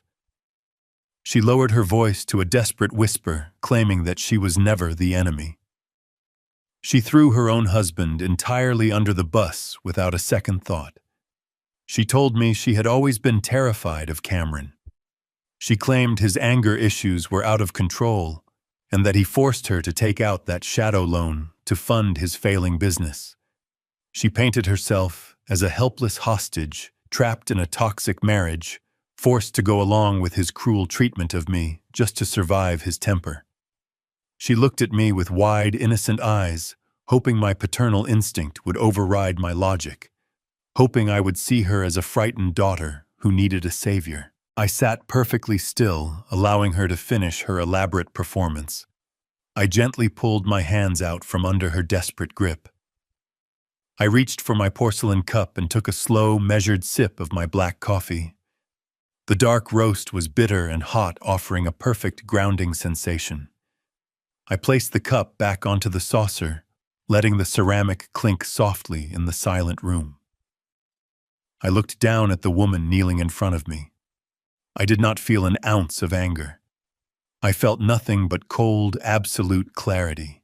I spoke to her in a voice so calm and quiet that she had to stop her sobbing just to hear me.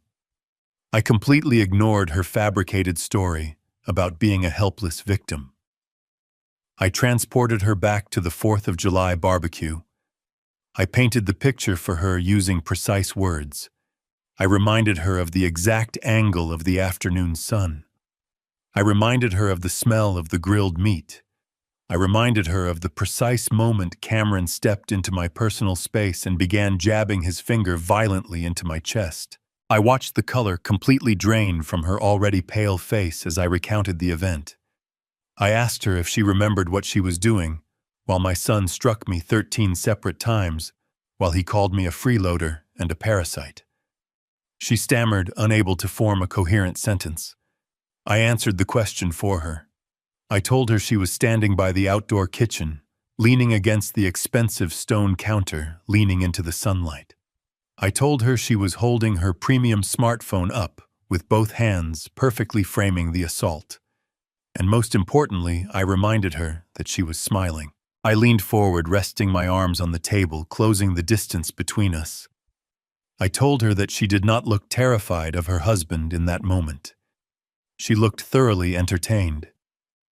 I informed her that deleting the video from her phone yesterday morning was a completely useless gesture. I explained that my attorney, Fletcher, is a very thorough man. The moment the police arrested Cameron for the armed burglary last night, Fletcher contacted the district attorney and filed a massive elder abuse enhancement charge against my son. As part of that immediate legal filing, Fletcher subpoenaed the cloud backup servers attached to her cellular account. The police had already extracted the pristine, high-definition video of the entire assault. Brittany let out a choked gasp, covering her mouth with her hands. The reality of her situation was finally crashing down on her. I did not stop there. I explained the legal ramifications of her actions. I told her that the video did not just prove Cameron was a violent abuser. It proved that she stood by and enthusiastically documented a felony assault on an elderly man without attempting to intervene or call the authorities. I told her that the district attorney was currently preparing to serve her with accessory charges and criminal conspiracy for her role in the financial extortion attempt. She was not going to get a single dollar from me to pay off her loan sharks. She was going to face the brutal consequences of her $80,000 fraud completely alone. And when she finally stopped running from the men she owed money to, the local police would be waiting to put handcuffs on her for elder abuse. I looked down at her one last time. I told her that the absolute worst thing a person can do is mistake patience for weakness. I reached into my pocket and pulled out a crisp $20 bill. I placed it on the table to cover the cost of my coffee. I stood up from my chair, buttoning my suit jacket smoothly. Brittany remained completely collapsed on the coffee shop floor, her arms wrapped around her stomach, rocking back and forth in a state of total psychological shock. The patrons watched in stunned silence as I stepped around her. I did not look back. I walked out the front door, stepping into the bright morning sunlight, leaving her to drown in the shallow grave she had spent the last 5 years digging for me. The wheels of the criminal justice system turn incredibly slowly, but they grind with absolute precision. 6 agonizing months passed between the humid night my son was arrested on my front porch and the cold winter morning he finally faced his judgment. I walked into the county courthouse wearing a tailored charcoal suit, feeling entirely detached from the man sitting at the defense table. Cameron was no longer the golden boy of the corporate world. The expensive tailored suits he used to define his entire identity were gone, He was wearing an oversized, bright orange state-issued jumpsuit. His wrists and ankles were secured with heavy steel chains that clinked loudly against the wooden table every time he shifted his weight. His skin was paper white, entirely devoid of the confident tan he used to acquire on the luxury vacations I secretly funded. He looked small. He looked terrified. He looked exactly like a man who finally understood that his actions had irreversible consequences. The bailiff called my name, echoing across the high vaulted ceiling of the courtroom. I stood up from the gallery and walked slowly toward the witness stand. I did not look at Cameron as I passed his table. I placed my hand on the leather-bound book and swore to tell the absolute truth. I took my seat and adjusted the microphone. The prosecuting attorney, a sharp woman with no tolerance for domestic abusers, stood before me. She asked me to recount the events of the 4th of July barbecue. I did not cry. I did not let my voice tremble or show a single ounce of sorrow. I spoke with the clinical precision of a surgeon describing a fatal tumor. I methodically detailed the exact sequence of events. I explained how Cameron cornered me on the patio, demanding my life insurance money to cover his failing business ventures. I described how he stepped into my personal space when I refused. Then I recounted the physical assault. I told the court exactly how he raised his right hand and drove his rigid index finger into my chest bone. I counted the strikes out loud for the court record. 1, 2, 3. I repeated the degrading insults he shouted with every single impact, calling me a freeloader and a parasite. 4, 5, 6. I described the sheer force of the blows pushing me backward into the folding chair, leaving a deep contusion over my heart. 7, 8, 9. The defense attorney attempted to raise an objection, claiming this was merely a heated verbal argument between a father and a son that got slightly out of hand. The prosecutor did not argue.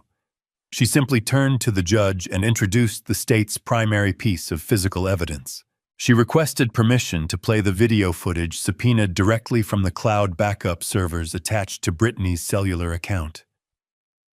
Brittany had frantically deleted the file from her physical device the morning Cameron was arrested, hoping to erase her complicity. She did not understand that nothing is ever truly deleted from a corporate server, especially when an attorney like Fletcher knows exactly where to look. The courtroom lights were dimmed. A large monitor facing the jury box, and the judge flickered to life. The high-definition video began to play. The silence in the courtroom was absolute as the footage filled the screen. Everyone watched my son loom over me, his face twisted with vicious anger. The microphone on the premium smartphone captured the audio with terrifying clarity. The entire room heard the loud, sickening thud of his finger striking my chest bone 13 separate times. They heard him explicitly threaten to throw me into a state-run psychiatric facility if I did not surrender my money. But the most damning part of the video was not Cameron's violence. It was the audio track beneath it. The clear, unmistakable sound of Brittany laughing. The video panned slightly, showing her reflection in the sliding glass door, holding the phone and smiling while her husband assaulted an elderly man. The visual evidence completely destroyed the defense attorney's narrative. This was not a family dispute. This was a documented malicious act of elder abuse recorded for entertainment. The lights came back on.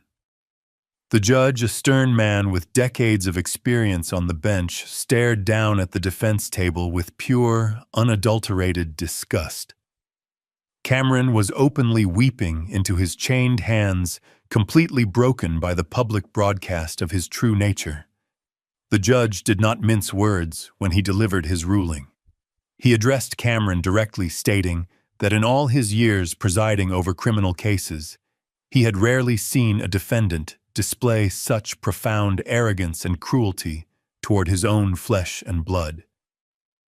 The judge systematically listed the severe aggravating factors: the documented physical elder abuse, the extortion attempt, the premeditated armed burglary involving a deadly weapon.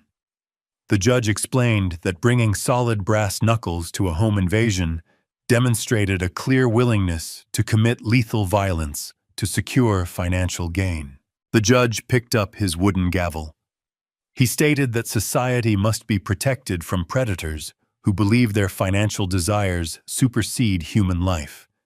He handed down a massive consecutive sentence. For the armed burglary and the enhanced elder abuse charges, Cameron was sentenced to 7 full years in a maximum security state penitentiary. The judge explicitly mandated that the sentence would be served without the possibility of early parole or early release for good behavior. The heavy wooden gavel struck the sounding block, sealing my son's fate. 2 large bailiffs immediately grabbed Cameron by the arms, hauling him to his feet. He did not look back at me. He simply hung his head and allowed them to drag him through the side door toward the holding cells, his heavy chains rattling the entire way.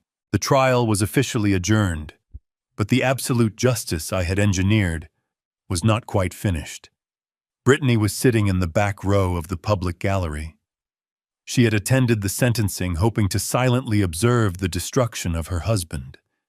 She believed she had successfully escaped the fallout by throwing him to the wolves and painting herself as a victim.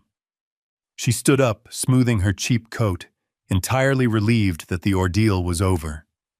She turned to walk toward the heavy double doors at the back of the courtroom, eager to disappear into the city and start finding a new source of income. She never made it into the hallway. Before her hand could even touch the brass handle, 2 plainclothes investigators from the district attorney's office stepped directly into her path. They blocked the exit completely. One investigator reached into his jacket pocket and pulled out a thick, sealed manila envelope. He handed it directly to her. Brittany took the envelope, her hands beginning to shake. The investigator spoke loud enough for the lingering reporters and the remaining gallery attendees to hear. He informed her that she was being officially served with multiple felony indictments. The district attorney had formally charged her with criminal conspiracy to commit extortion based on her active participation in the video recording. Furthermore, the Financial Crimes Division had finally traced the forged property documents she used to secure the $80,000 unregulated loan. She was being charged with massive wire fraud and grand larceny. The investigator informed her that a warrant for her arrest had been signed by a judge just 10 minutes ago. She was instructed to place her hands behind her back. Brittany dropped the manila envelope onto the polished floor. She let out a piercing scream, completely losing whatever composure she had left.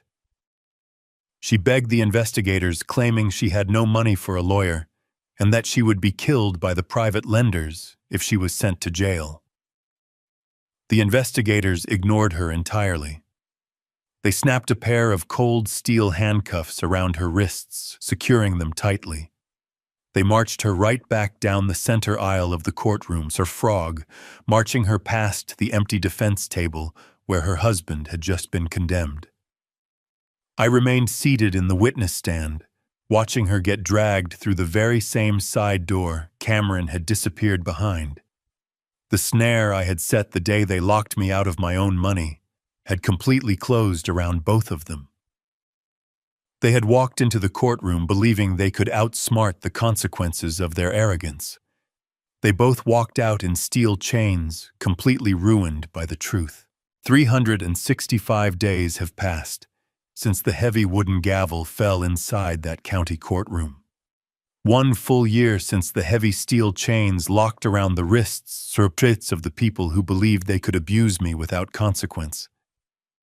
I do not live in the suburbs anymore.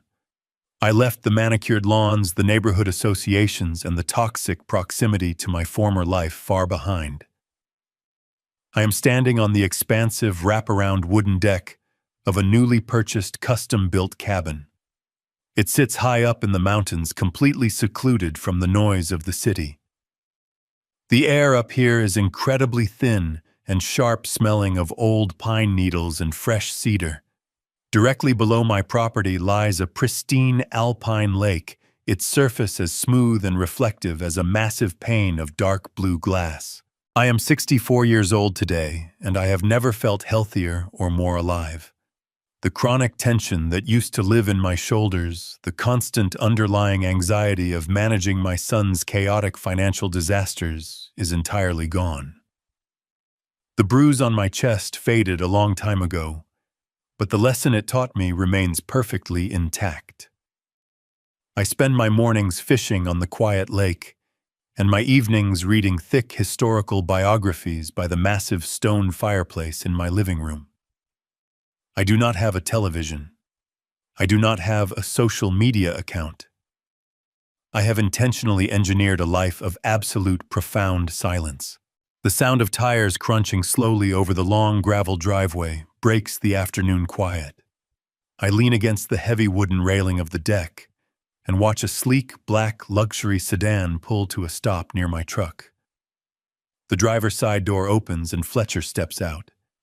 He looks entirely out of place, surrounded by towering pine trees, wearing his immaculate tailored city suit and holding his signature leather briefcase. But to me, he is a welcome sight. He is the architect who helped me design the perfect fortress. I walk down the wooden steps to greet him. We shake hands firmly. It is the handshake of two men who have successfully completed a long, complex, and highly satisfying campaign. I lead Fletcher up the stairs and invite him to sit at the heavy oak table positioned on the corner of the deck, overlooking the water. The late afternoon sun casts long golden shadows across the wood. Fletcher does not waste time with unnecessary small talk. He knows exactly why he drove 2 hours up a winding mountain road. He places his briefcase flat on the table and snaps the brass locks open. He pulls out a thick stack of legal documents printed on heavy premium paper. This is not a standard update on a legal proceeding. This is the absolute final chapter of my estate planning. We sit across from each other as he explains the precise legal mechanisms he has put into place. When the commercial developer purchased the suburban house last year, the massive 7-figure cash payout went directly into my primary holding account. For 12 months, that money has been sitting securely, generating substantial interest. But as long as it remained in my personal name, there was always a microscopic theoretical risk that a predatory lawyer might try to claim it years down the line. Fletcher has brought the documents to completely eliminate that risk forever. He slides the paperwork across the oak table. He explains that we are establishing a fortified, irrevocable trust. The word irrevocable is the most beautiful term in the entire legal dictionary. It means that once the ink dries on these pages, the transfer cannot be undone, modified, or challenged by anyone under any circumstances. I am taking the entire multi-million-dollar sum generated from the sale of my son's fake kingdom and locking it away permanently. But I am not keeping it for myself. I have more than enough money to live out my remaining decades in total comfort. I look at the designated beneficiary listed on the front page of the trust. It is the Regional Children's Hospital located downtown.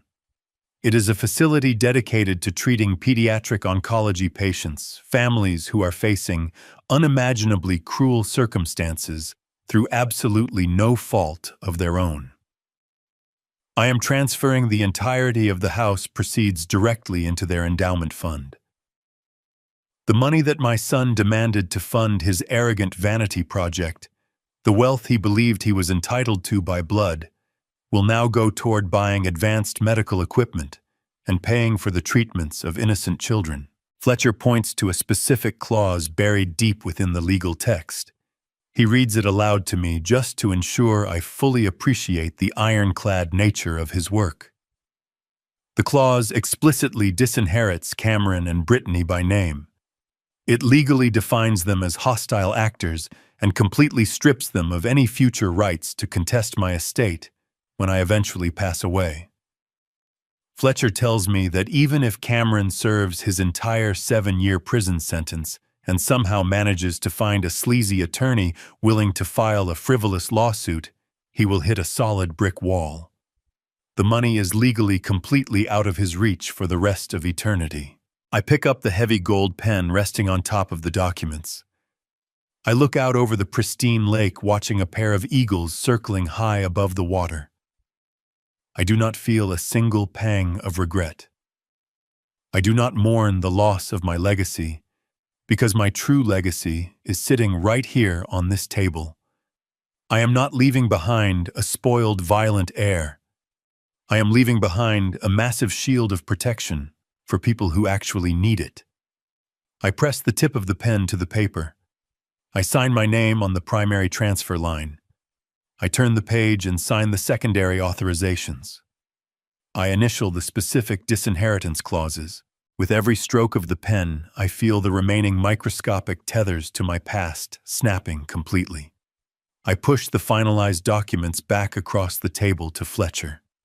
He carefully inspects the signatures, applies his official notary stamp, and places the papers back into his leather briefcase. The legal execution is officially complete. There are no more accounts to close. There are no more assets to liquidate. There are no more hearings to attend. The board has been entirely cleared. Fletcher stands up and buttons his suit jacket. He declines my offer to stay for dinner, stating he needs to drive back down the mountain before it gets entirely dark.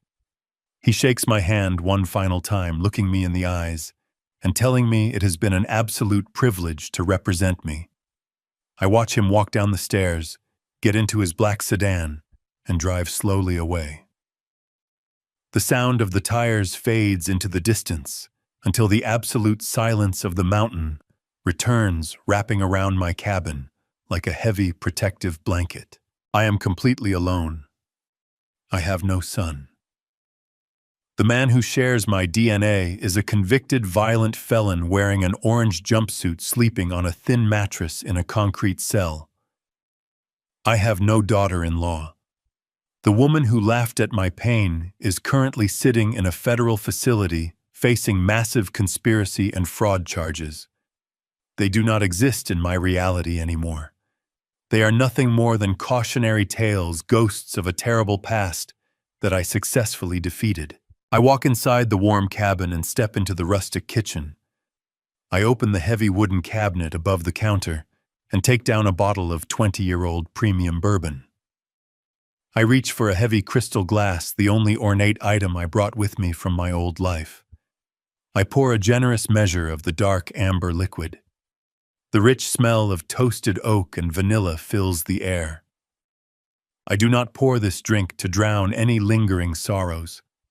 I do not have any sorrows left to drown. I walk back out onto the wooden deck, carrying the heavy glass.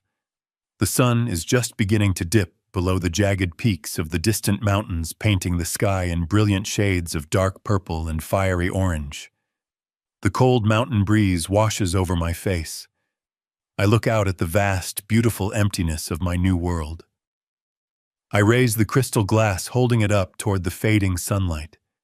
I take a slow, deep breath of the incredibly clean air. I take a sip of the warm bourbon, feeling the pleasant burn slide down my chest. I stand there in the perfect, absolute silence, raising my glass to toast my flawlessly executed, untouchable freedom. If there is one absolute truth I have learned from this entire ordeal, it is that sharing blood does not entitle anyone to your dignity. For years, I confused parental love with endless sacrifice, believing that if I just gave enough, my son would eventually respect me. But parasites do not respect their hosts. They only drain them until there is nothing left. True peace does not come from silently absorbing abuse to keep a toxic family together. It comes from having the incredible courage to draw a hard line and fiercely protect your own worth. You cannot heal in the exact same environment that broke you. If you believe in standing up for your dignity and cutting toxic people out of your life, please hit the like button, subscribe to the channel, and let me know your thoughts in the comments below.